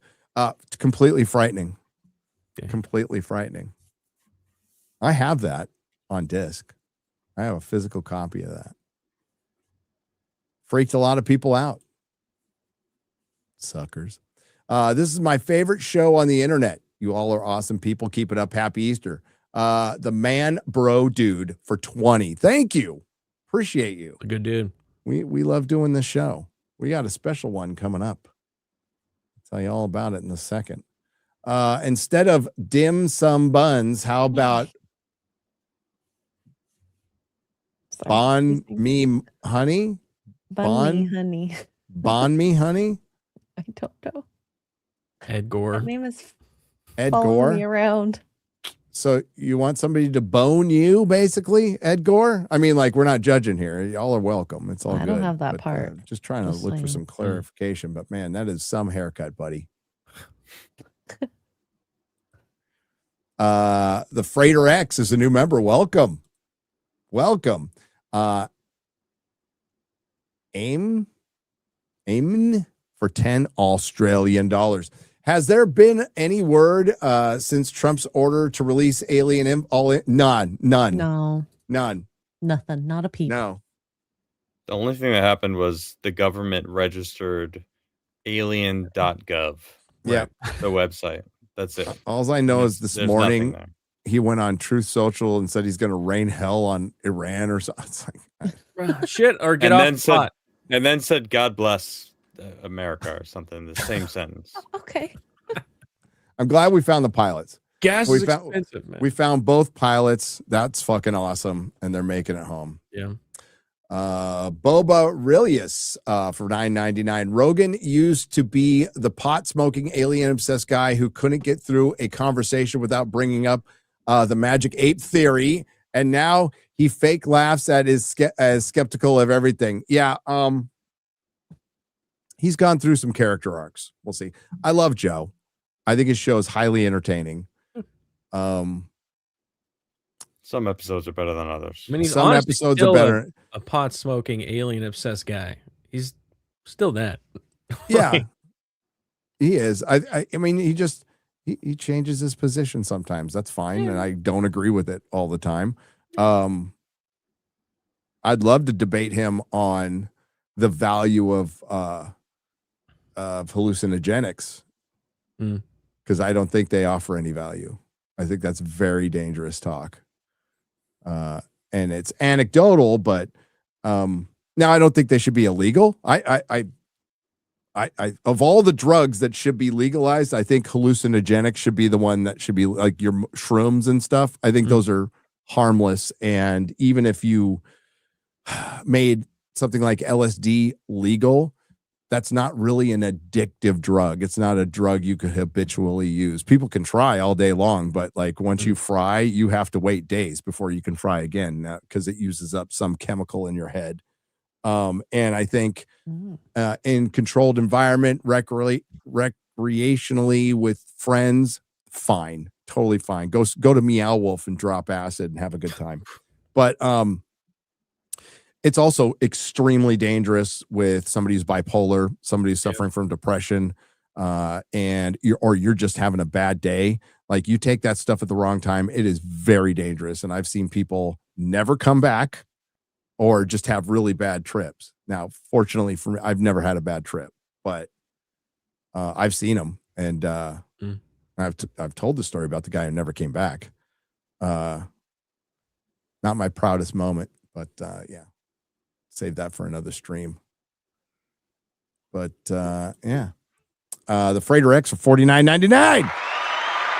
One interesting point Bob made was that he replaced someone who got sick back in the early 90s. I remember a radio host named Chuck Harder. Chuck would have lawyers give free law advice at times.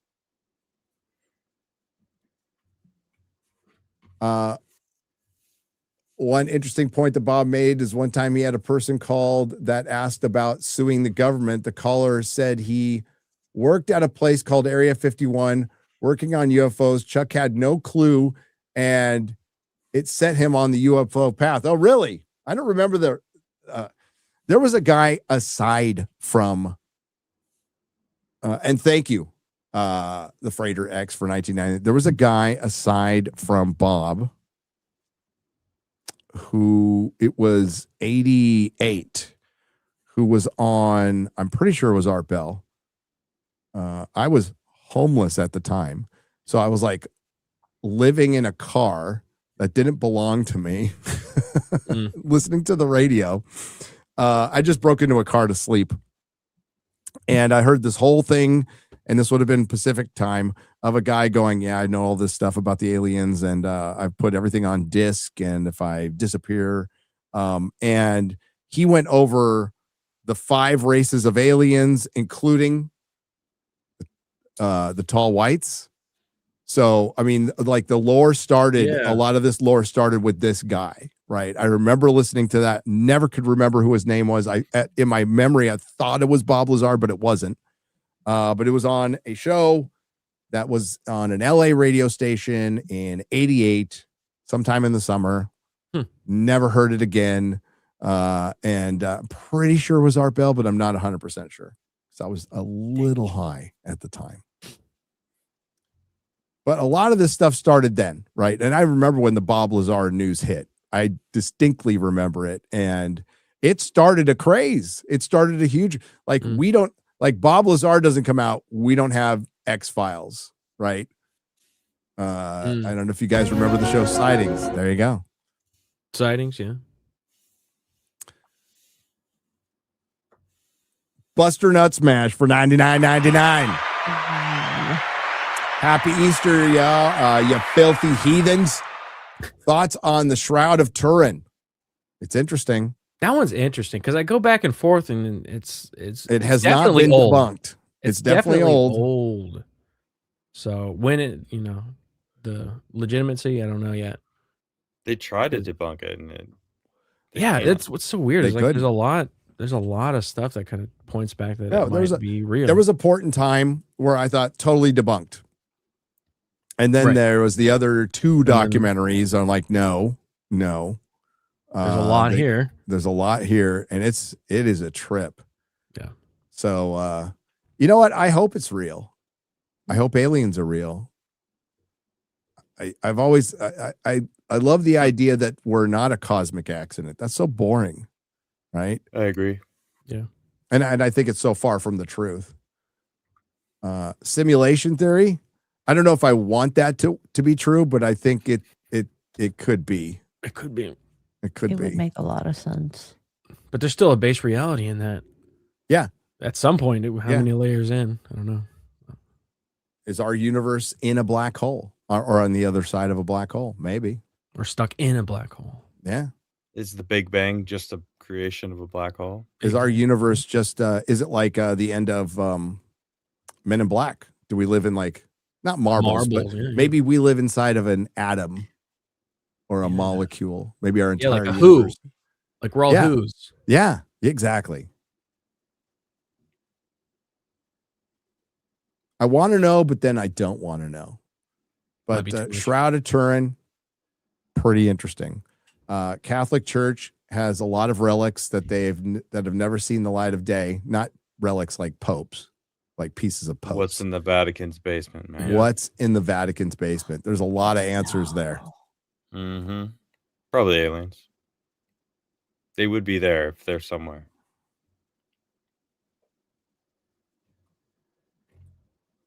I think the aliens part of the story was always government disinformation. What better way to test your new flying machines than against your most secure facilities? You can't tell the guards or they would be on alert, says Clank Clank. I'm a tank for 20.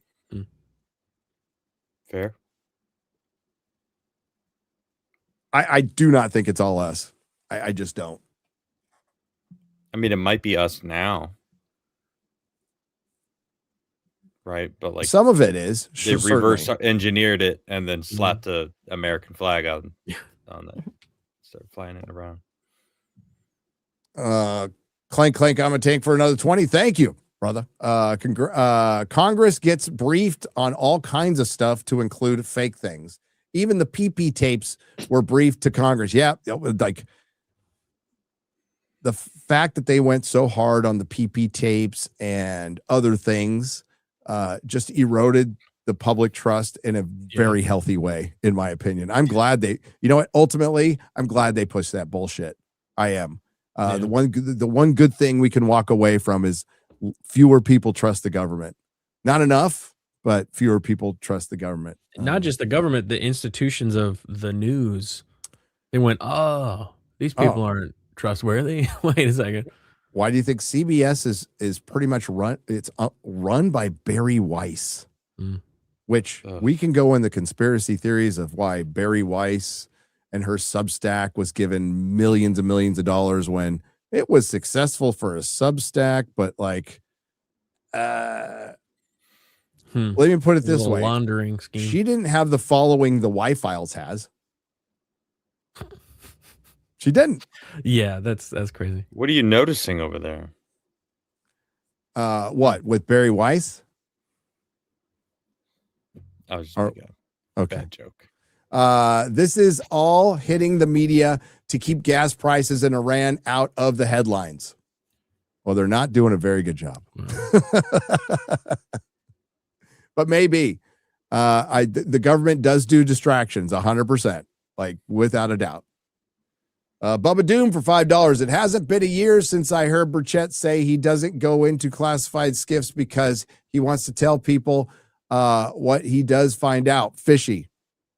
Well, I don't believe he said that it was a skiff.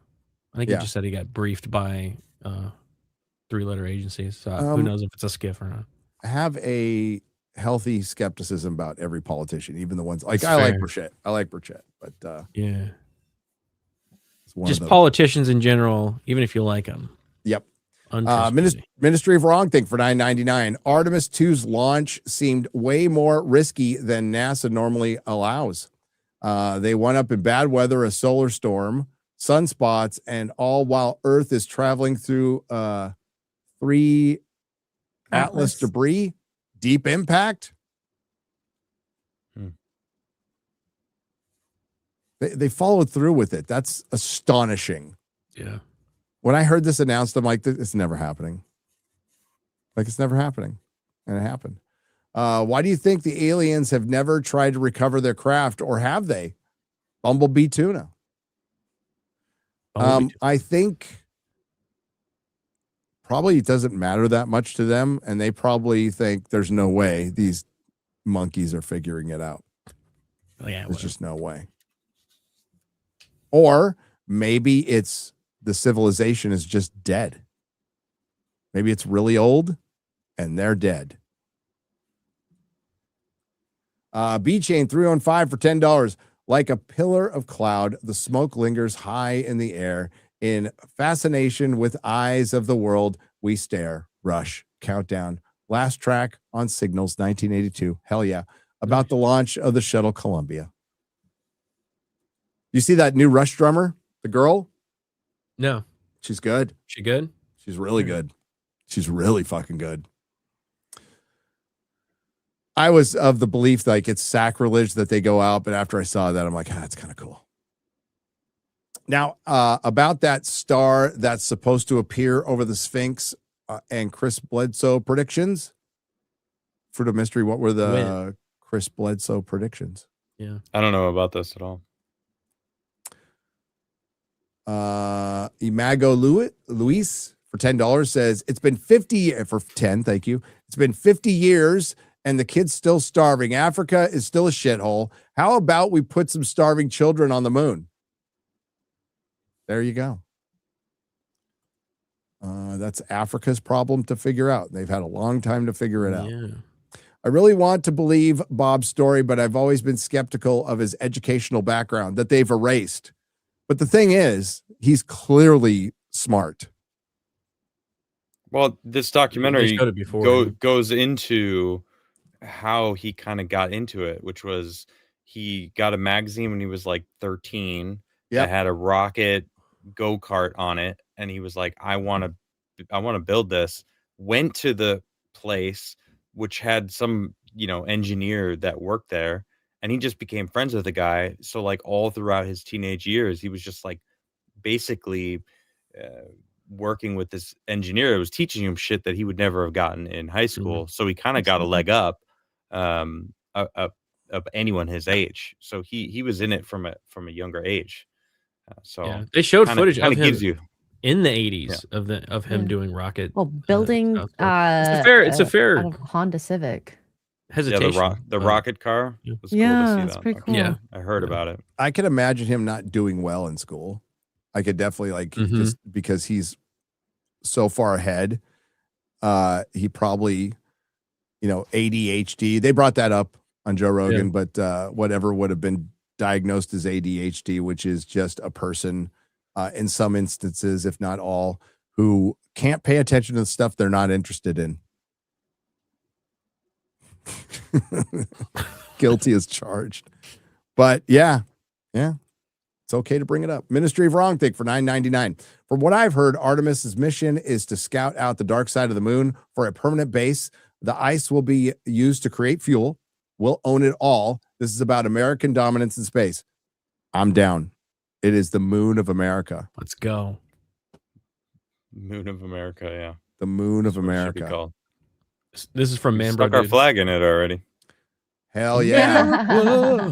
Fuck yeah.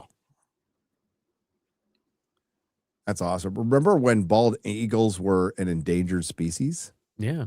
Yeah. And now you see them like regularly. I've seen him in California. Shout out to Ron Bennington, who is fighting cancer. Fuck cancer, by the way. Shout out. Shout out. Thank you for the 20. Have you seen the Artemis video where the plushie floating around showing some letters appearing over the blue section of the plushie? It looks like with a green screen. I just uploaded it on the FF chat on Discord. Yeah. Diego Salazar, there have been many who are saying this is all fake. I don't know.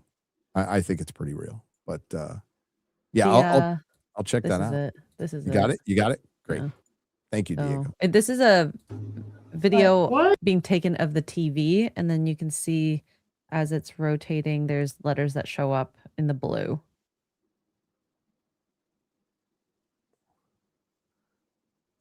That's weird. Yeah. Yeah, that is weird. I did find That's a video awfully weird. at some point. But what would they be green screening if that's like a, you know what I'm saying? Like from that angle. That's weird though. What are they rolling a green screen on? Let's see if I can find it. That is weird. Video yeah, that's not like a reflection on the TV. That is it's getting removed. Yeah. Weird. The video. I'll find it while we're doing this. What is it? The technology that they're communicating with too? No idea. I mean, but they have a live stream. That's so cool. Yeah. No, someone said it's debunked. Is it? That was a fake video. Oh, it was a fake video. Well, there you go. It would be easy for anybody to just take that footage and then, eyedropper tool, remove whatever that color is. There it is. The original. I was just about to ask, why would you fake something like that? And then I remembered it's the internet. It's the internet. And it's some Pakistani engagement farm. It's kind of like everybody responding to Matt Jarbo, who found a way to get attention on Twitter. So he's just like rolling out his fucking horrible takes to get people again. Yeah. That's so funny too. Like when he's got some kind of traction, he like, let me shoot out the dumbest crap ever. He's the least authentic dude on the internet. That's why he failed. He just wants to be famous and wants to get attention and doesn't really care how it happens. And if he was smart enough, which he isn't, to just do that engagement base without getting jealous of people, it'd probably work. Yeah. Kind of hurts that you admitted that you're a liar on the internet and you never believed in anything you said when you were making a bunch of Anita Sarkeesian, calling out people for making Brie Larson videos when you made as many I can't even, I lost count of how many Anita Sarkeesian videos he made. Hilarious. What if chairs are small because they are clockwork elves? Machine elves? Oh man. Hey. I don't know. Gary, I just learned about the donkey lady of San Antonio. No, it's not what you're thinking, because that's what I was thinking. I know what it is. Good luck out there, bud. Careful crossing those bridges. Yeah. What's the donkey lady of San Antonio? She's like a ghost. There's a bridge up there. Cryptid? I think if you call, yeah, it's a cryptid thing. What bridge? I'll be sure not to go over it. I don't know. It There's also a goat man that's up here in Dallas area. It's kind of a similar story. There's a bridge. He's a ghost. Are you sure that might be just an H-1B visa? You know, it's hard to tell these days. Yeah. You never know. I was out walking. People playing all these kids out. You know, all these types of kids. They're all playing cricket. Maybe I just want to get out there and play baseball just to play baseball. Indian. You could say that.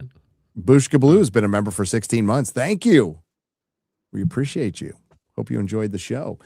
Ian So Forth for 50 British pounds. Papa Money. Adam has gone full Scandinavian. He just sits back and passively absorbs. He ponders. He ponders. In our little garage band, we had this Finnish dude named Posse. And I think in the entire time we hung out, he said 20 words.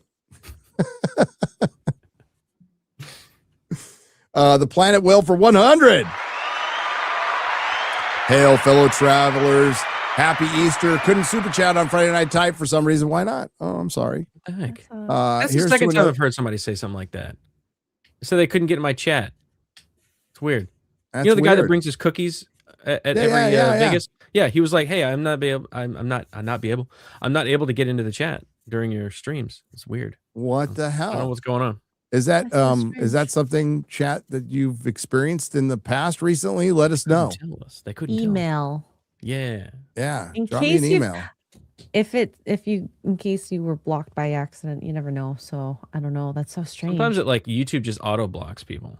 Yeah. You know, so we'll unblock you if that's the case. Yeah. You shouldn't I be need to know blocked. your name. Yeah. Yeah. That Need to should know your not name. be happening. Yeah. Drop me emails.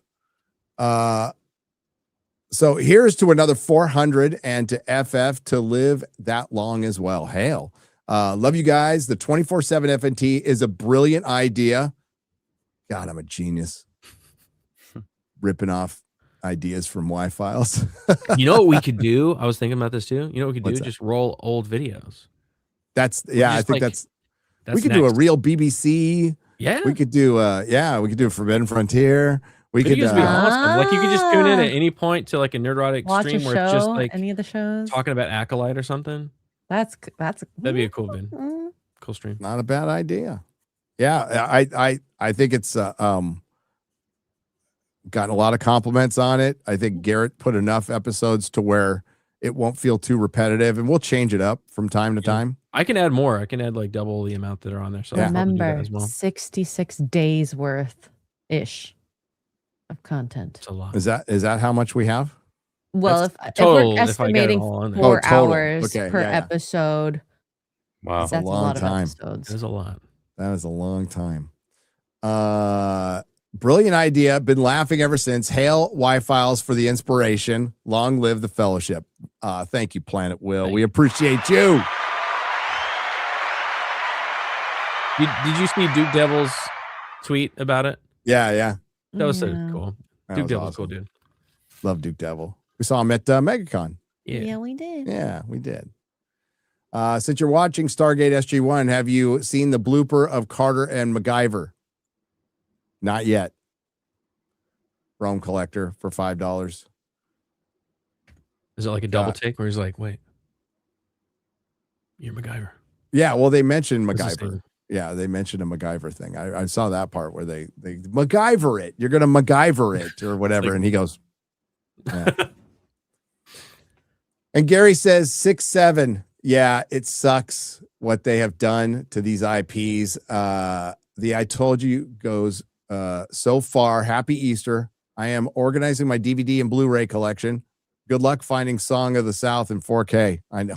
I know. I do have a bootleg of that. Yeah. I mean, I don't have a bootleg of that. They were selling on eBay the reels the film reels of that. Really? A little too Ooh. expensive for my taste. Somebody out there's got it. Yep. But thank you, Basil. Nick Tomato for 10 Chilean pesos. U.S. president ruined world economy. All for all listeners, save money now. Bad times are coming, and give or take a month. Love you, Gary, but fuck Israel land. Yeah, I get the irony here. Well, I mean, you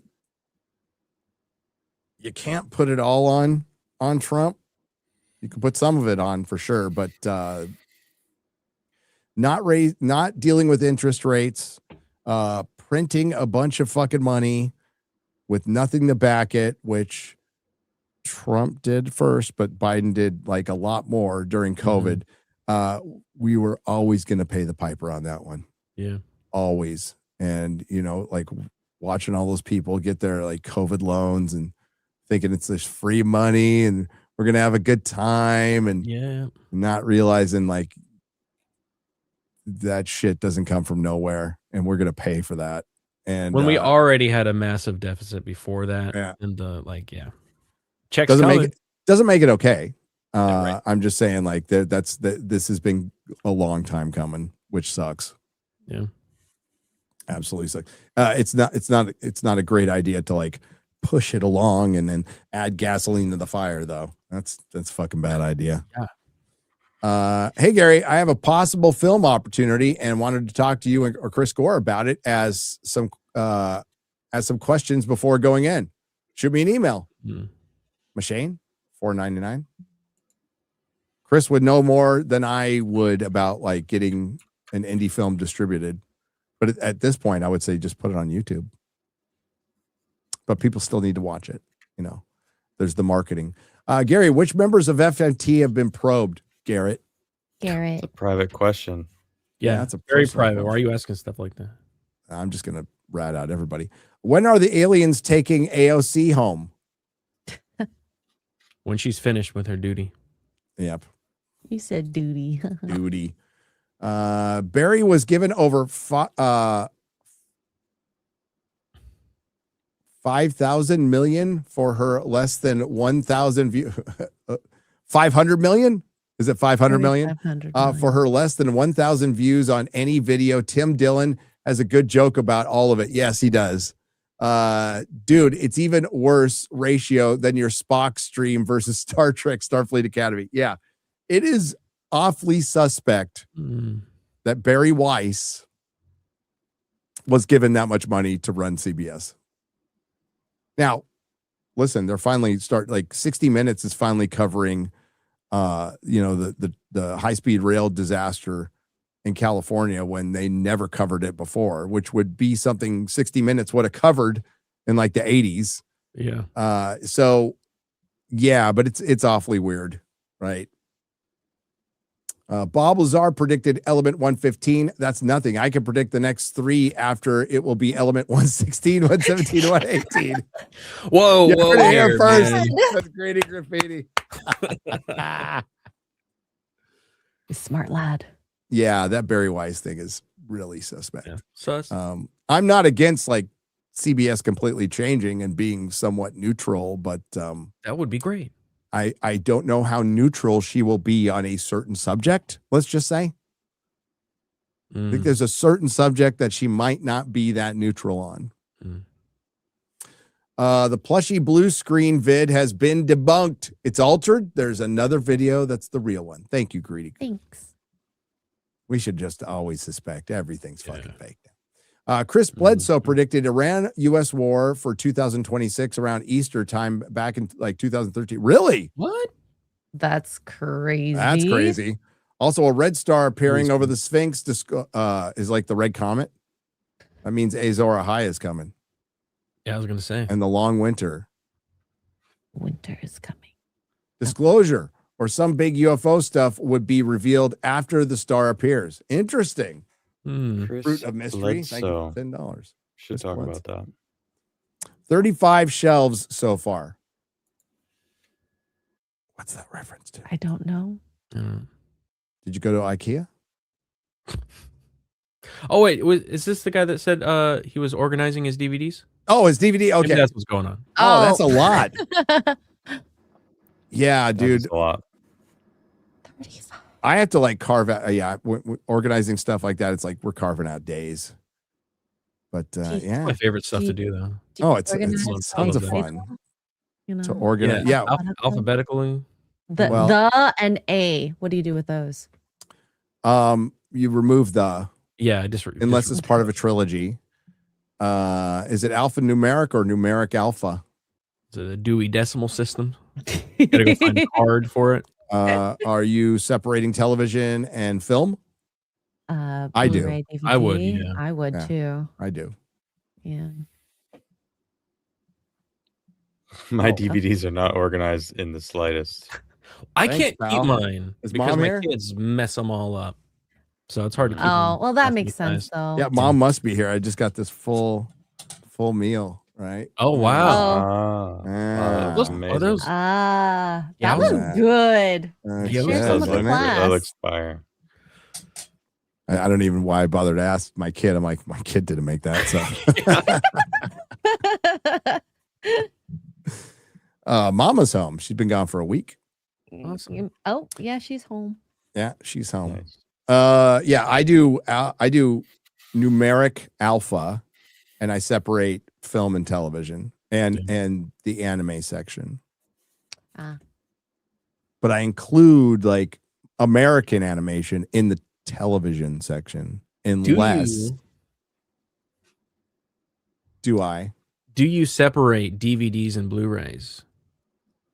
Or do you put them all like? No, I can't. I gotta separate those. I know the size difference is annoying, but I can't do that.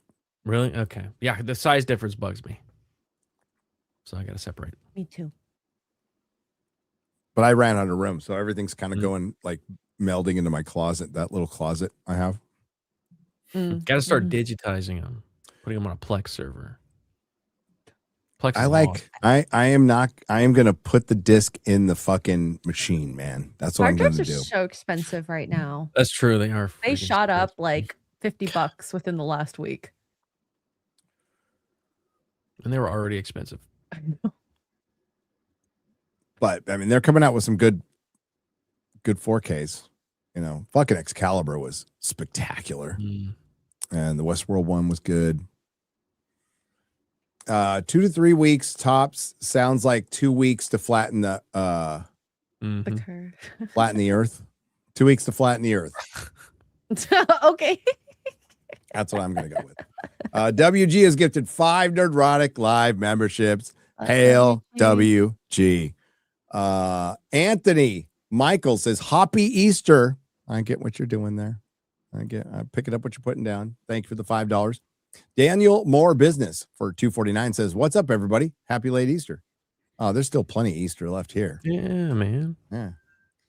There was no pilot rescue. The narrative has been slowly getting unraveled in real time. Turns out it was an operation to get at their enriched uranium stored in Isfahan, and it failed. Pilots were PR. I could see it. I wouldn't be surprised. Yeah, at wouldn't all. be surprised at all. Yep.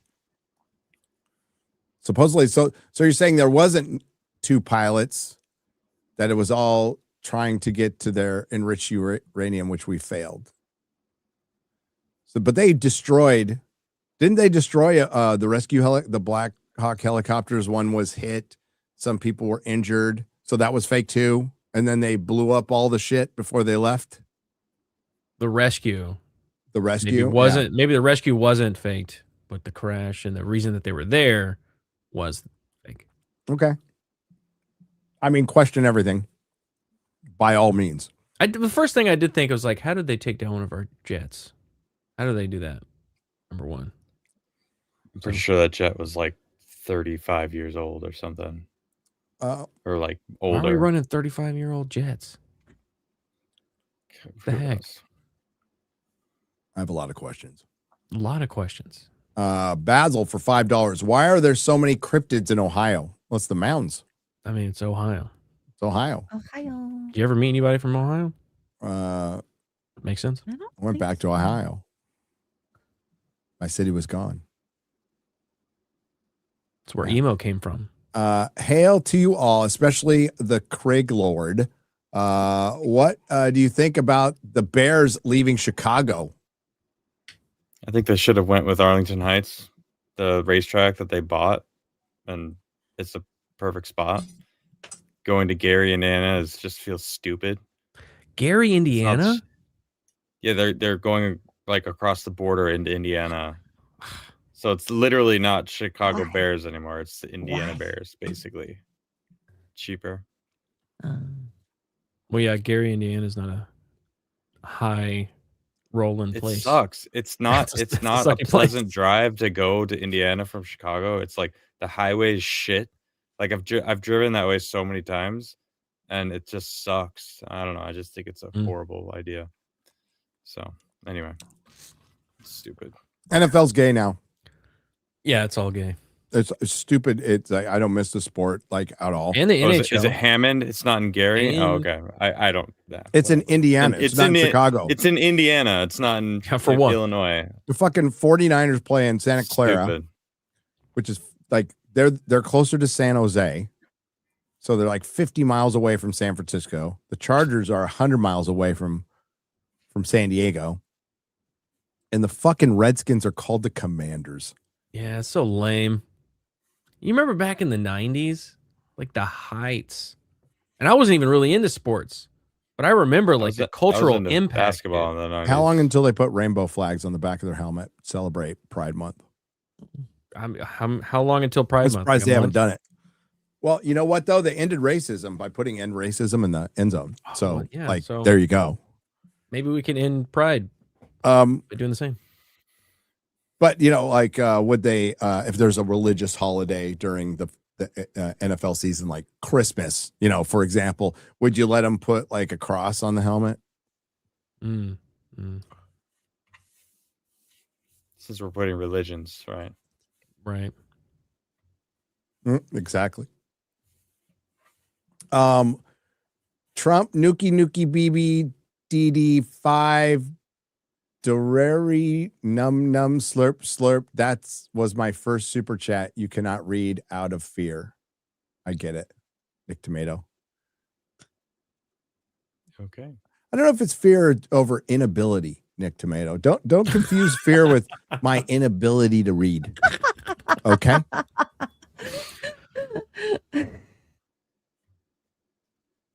Yeah, I don't have a lot to say on the war in the sandbox. Yeah. Same shit, different day. Yep. Pretty much. Costing me the same. Pretty much. More. Yeah, Gas more is really. expensive Honestly. right now. It's 1:38 a.m. in IE. Italy. It's a flag emoji on What kind of YouTube. flag? It's a green, white, red. That is Italian. Is that Italy? Yeah. Yeah. Also, the pilot was rescued. Chat saying Ireland. It's Ireland. Did you say? I thought Green, white, Italy. red? I'm so What's the sorry. difference? There's no red in Ireland. The big difference. That's orange. What's the difference? Oh, it's Both orange. European I'm sorry. countries that I'm drink a lot. blind, apparently, because I'm wearing glasses. Ireland. Ireland. colorblind Sorry, one. we're sorry. Ireland. Ireland. It's really small letters on this, okay? It's all right. They have a lot of explaining to do for you too. Okay, that's all I'm saying. Ireland. Pretty dope country, but fucking what the fuck with Bono? Come on. Got some splaining to do. SCDB 615 has been a member for 13 months. Garrett. Look up the A10 if you think 35 years is bad. If it ain't broke, the Warthog and the best of the world still can't match it. Why fix it? Okay. I mean, I think fair. we should still The fight A10 with Warthog is Spitfires awesome. because they're fucking cool. Okay, Spitfires Can we are just upgrade? cool. Can we upgrade Spitfires? Just make the same body on the outside, but then like upgrade the engine to like an even more powerful engine and put some an bigger guns on it. anti-gravity, put an element 115 dude, in a Spitfire, and you now have the coolest spaceship ever. Hell Ever. yeah, dude. To be fair, Garrett, our tanks, the M1 Abrams, is developed in the 70s, deployed in 1980, 46-year-old tank design, though with upgrades since. So That's true. That's true. Yeah. I've been corrected. We have Sit awesome corrected. stuff 30 years ago. Juggernaut Demon for $9.99. There are the confirmed losses of the operation: 1 F-15, 2 A-10s, 2 CJ-130 command craft, 4 Blackhawks. Blackhawks are always fucking going down for some reason. 4 Little Birds, 1 Strato tanker. Losses are being hid. Why are we losing this much? Like, that's crazy. Why are we not glassing these people? What the heck? We have the technology. There are we wouldn't want to end the war too fast, right? Love, not war. 1, 2, 3, 4. The one thing is, war. I do not know what is true or not. I haven't paid attention enough, and I imagine that there is so much bullshit out there. I don't even know where to start.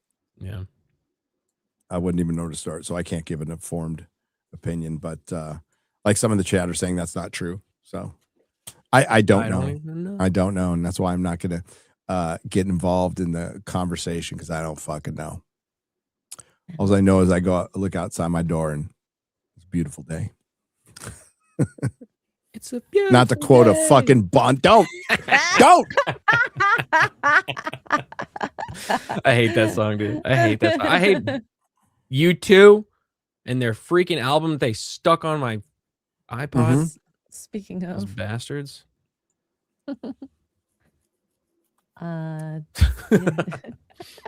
Daniel Moore business for €2.49. You two are unionist Protestants. Bono fought my uncle. Protestants.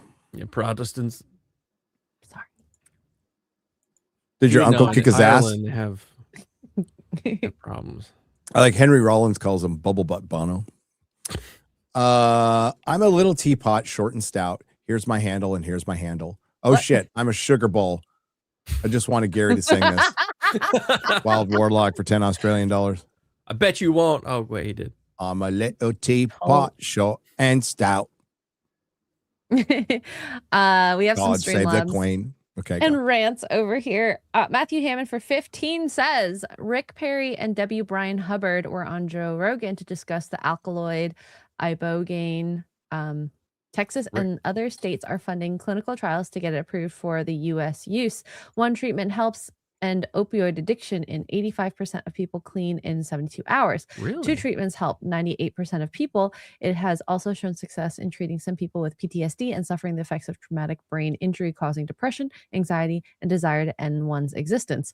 What are Gary's thoughts if all clinical trials are completed and ibogaine is allowed to be used by medical professionals to deal with addiction? Should people on the street on fentanyl go through forced ibogaine treatment if trials show success? Ooh.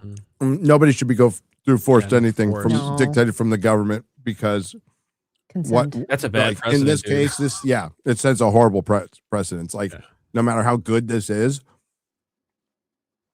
that would set a horrible precedent. But That's what they thought the vaccine. They thought that the other thing was going to be. If they genuinely come up with a drug that passes all clinical trials and isn't bullshit, that you can get you off fentanyl in a couple days, by all means, make it. Yeah. Yeah. I was wondering what believe Rick it when I Perry see was it. doing. Yeah. 8 in verse for 5 says, greetings from 36,000 Thing feet is- in the air. Oh, sorry. Somebody in the chat, so you're not cured in 48 hours. You are. They it basically eliminates the kick, which keeps a lot of people from quitting.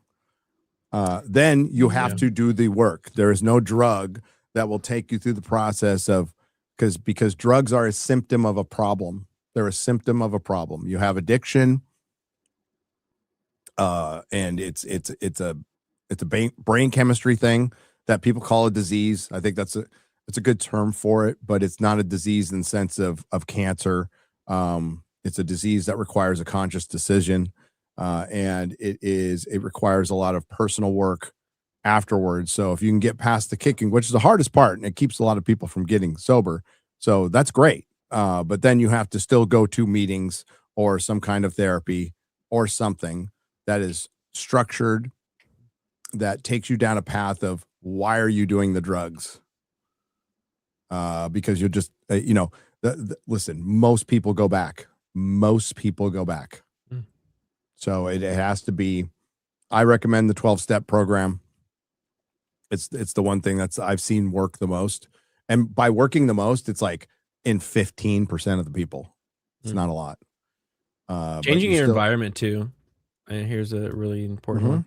Hey, listen, our mutual friend Flawed, they were addicted to fentanyl, and a big reason that they got off of it is their family structure was supporting them, and they changed their environment. They moved away from where they were, broke all those ties. And there's some people who can quit cold turkey and never go back. I mean, there's always an exception to the rule, but for most people, you need to go through some kind of program, and your life gets 1,000 times better because you work on, again, the drugs are a symptom of the problem, of the larger problem. Yep. Edenverse for 5 says, greetings from 36,000 feet in the air, heading home to Texas. Oh, nice. And you guys are helping with this long flight. Love you guys and keep up the great work. I love that you get good service up in the air. Welcome back. Starlink. Yeah. Jose Contreras for $1 says, Han, Dynasty Emperor Guang Wu recorded a solar eclipse lasting 3 hours, 3 days later on April 5th, 33 AD. The Chinese recorded a white emanating iris enveloping the sun. What? Very interesting. A solar eclipse historically in China. You see that comet that kind of buzzed the surface of the sun and survived? No. Like it stayed together. Heard about it from Stefan Burns. Wait, like weeks ago? No, a couple days ago. A couple days ago? Can we talk Yeah. about this? I remember next hearing week? something. Yeah. Yeah, space weather. Ben was covering it a little bit. Okay. And Mr. MBB 333. Okay. Ministry of Wrongthink for 5 says, are you sure that spaceship with small chairs and the pole in the middle isn't just a strip club? No. For Little Gray's checking them ass. hey, maybe They gotta they entertain needed themselves through the long distances of interstellar travel. Yeah. Yeah. Because they don't get there instantly. No. The G.I. Joe A-10 Warthog pilots were Ace and Hawk. Well, if it was the G.I. Joe, if it was the sequel, they would have died. Yeah. Right off the bat. Right off the bat. I was so happy when they took him out in the beginning of the second movie. I was like, oh, thank God. No Channing Tatum. It was still a bad chance movie, to look at Eyes on Cinema YouTube yet? Vintage UFO vids galore. Not yet, No. Random, but I will. Thank you, random commentator dude. I have it written down in my notes. I do. Yes, it was America, actually. He was fleeing Saudi.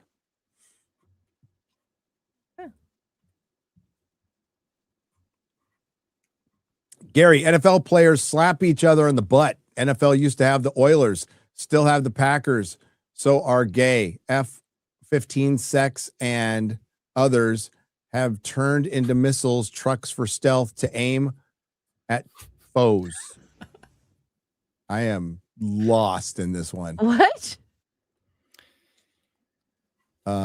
The Oilers used to be a really cool team with a great name. I don't know why they're called the Texans. Texans is a boring fucking name, by the way. And now the Titans have pretty much stolen the Oilers colors and are going to have their uniform. Yeah. I don't know what the F-15 sex is. There's no S there, by the way. Yeah. Oh, is it? Oh, it's F-15EX. I see sex, man. I see sex. I can see how you saw that, but I see sex. That's an F1 sex. F1 sex. The Very F-15X fast. and others have been turned into missile trucks for stealth to aim at foes. Okay. I don't know, like, he went from the NFL to that. I'm like, whoa. Thank you. Nick Tomato for 10 Chilean pesos. It's 12 knots, 60 minutes. The tankers move. Basically, you're faster with your bike. You people don't see it yet, but it's coming. The bad times are coming. Trump, Nuki 5, Dory, Slurpo, num. Num. right, Nick. Sippy. Save money now. I know the irony. I save money all the time. Yeah, just I have money. listen. I have this basic, universal paranoia that shit is going to go sideways next week, and I always live that way. So, and I have forever. When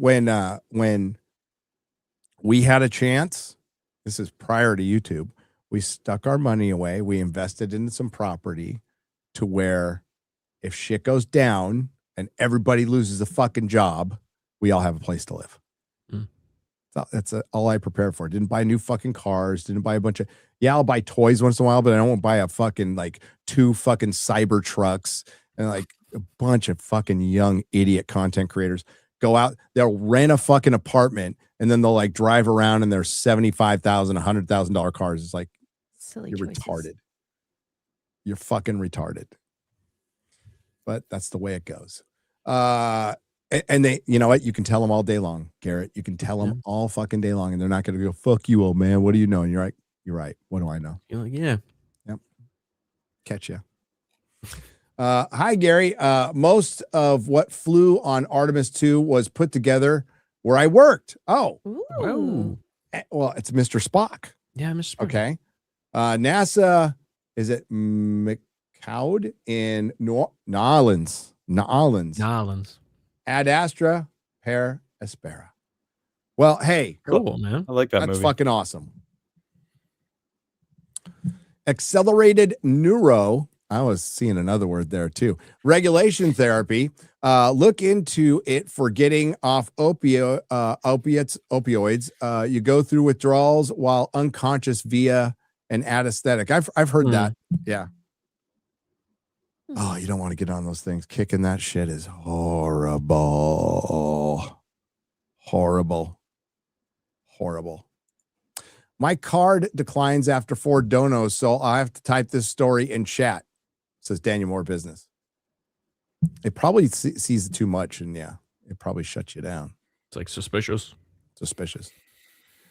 Tiger Woods down the driving range is causing Crying? Crying? What is it causing? I'm not sure.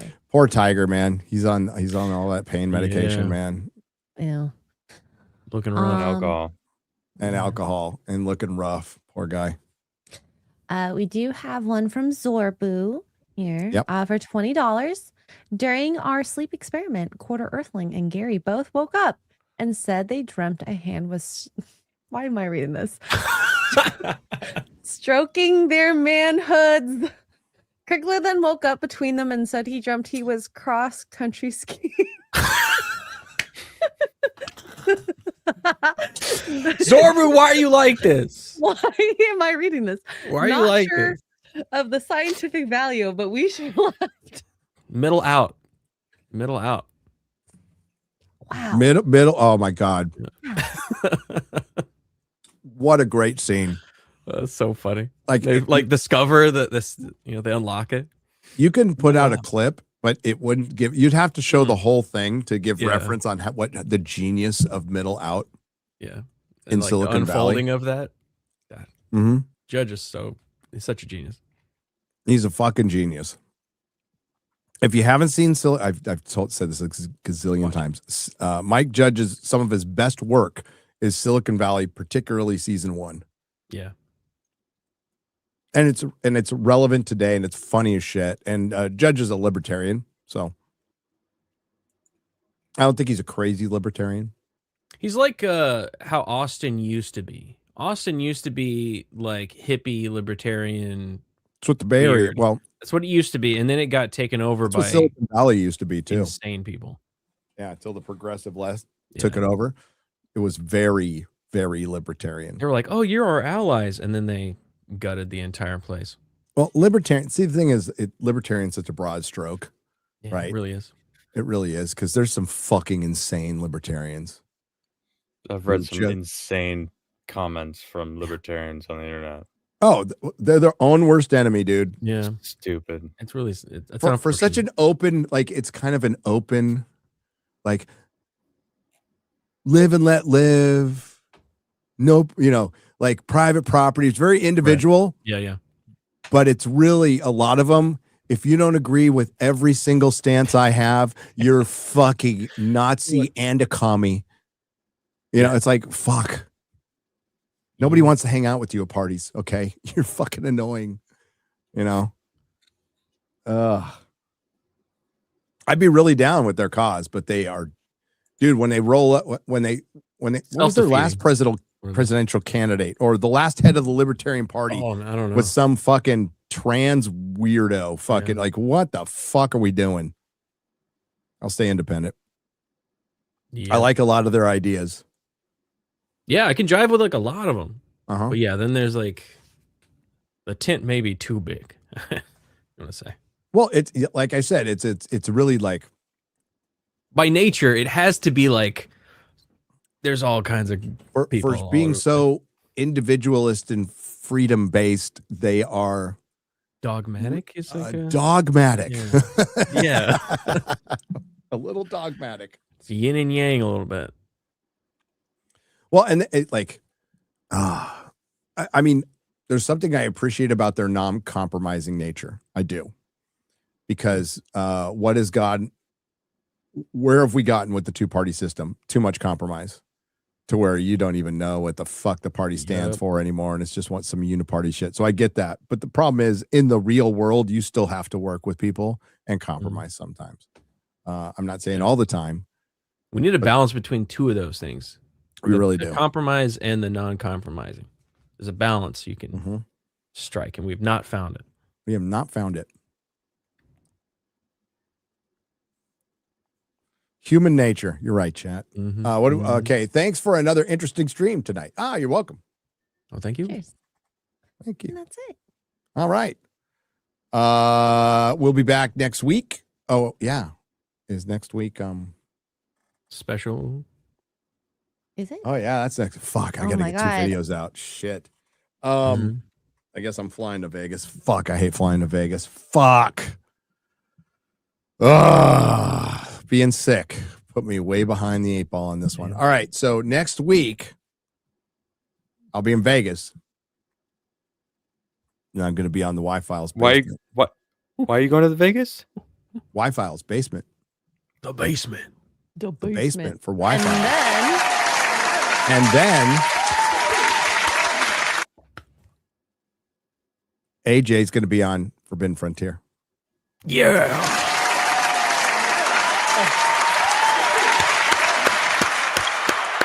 Yeah, big show.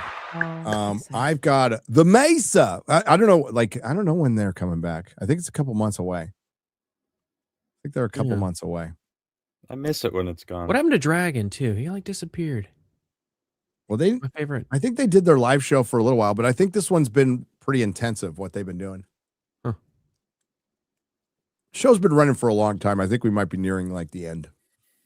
I don't know how much more they could squeeze out of it. Well, anything beyond this, it starts turning into Oak Island. Yeah. Better blow that Mesa up. I'm dismantle thermonuclear bomb. Blow it no up. air date as of yet, but it's supposed to be this year.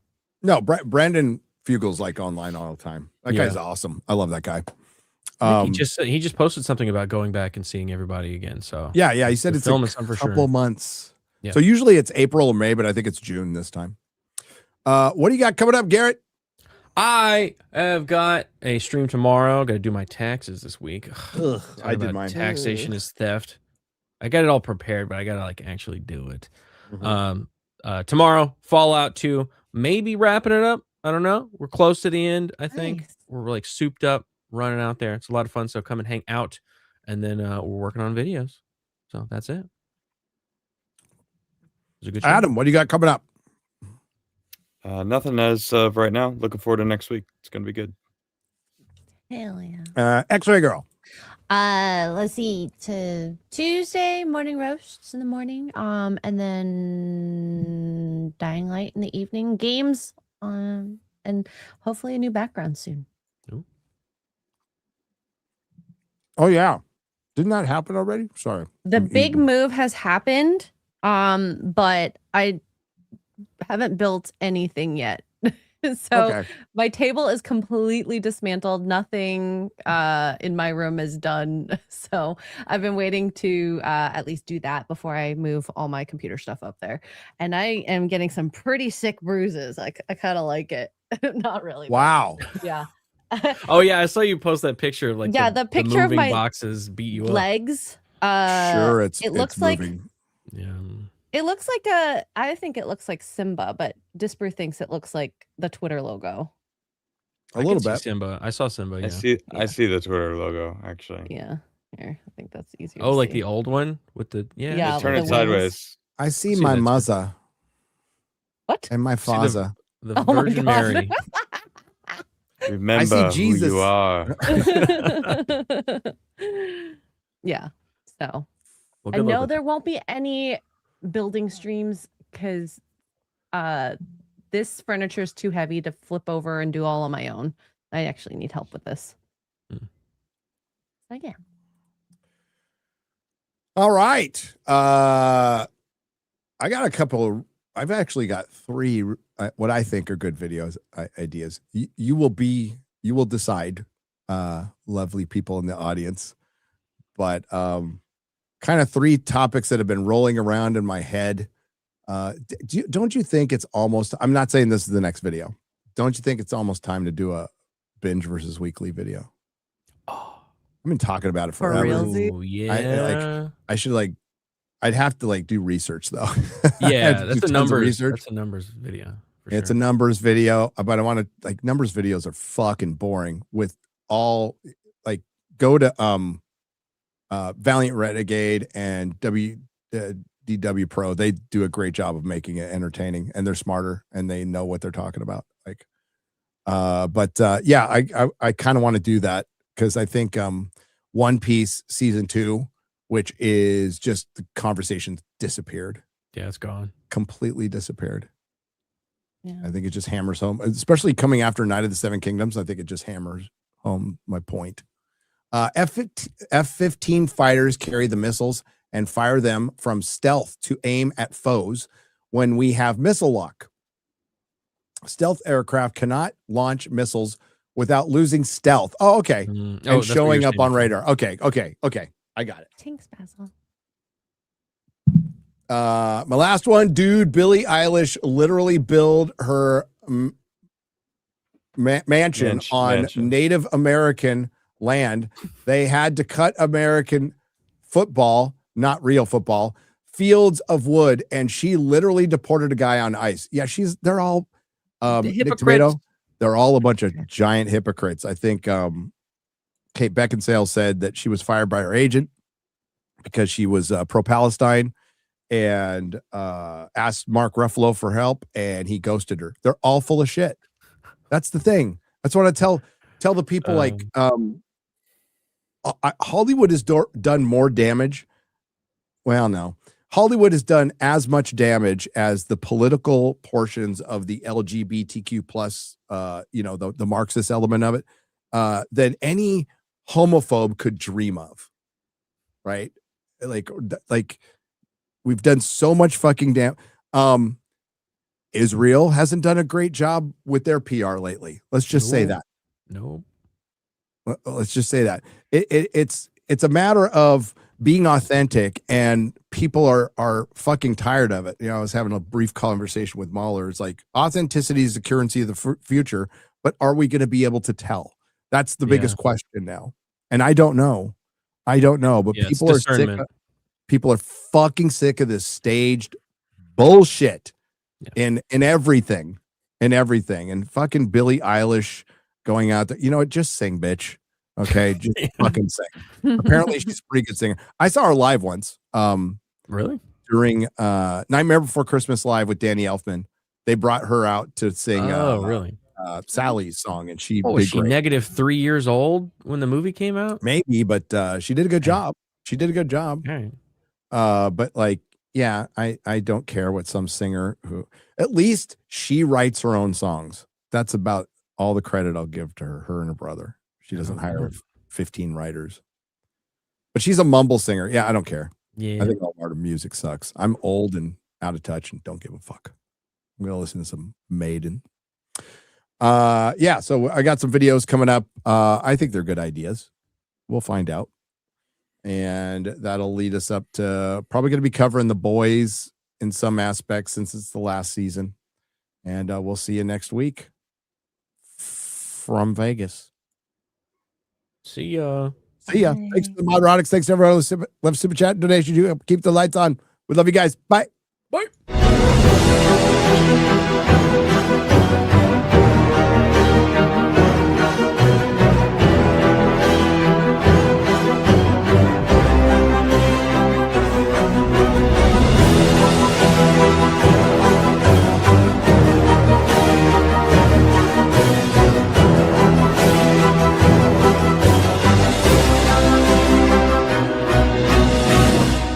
Welcome to the Forbidden Frontier.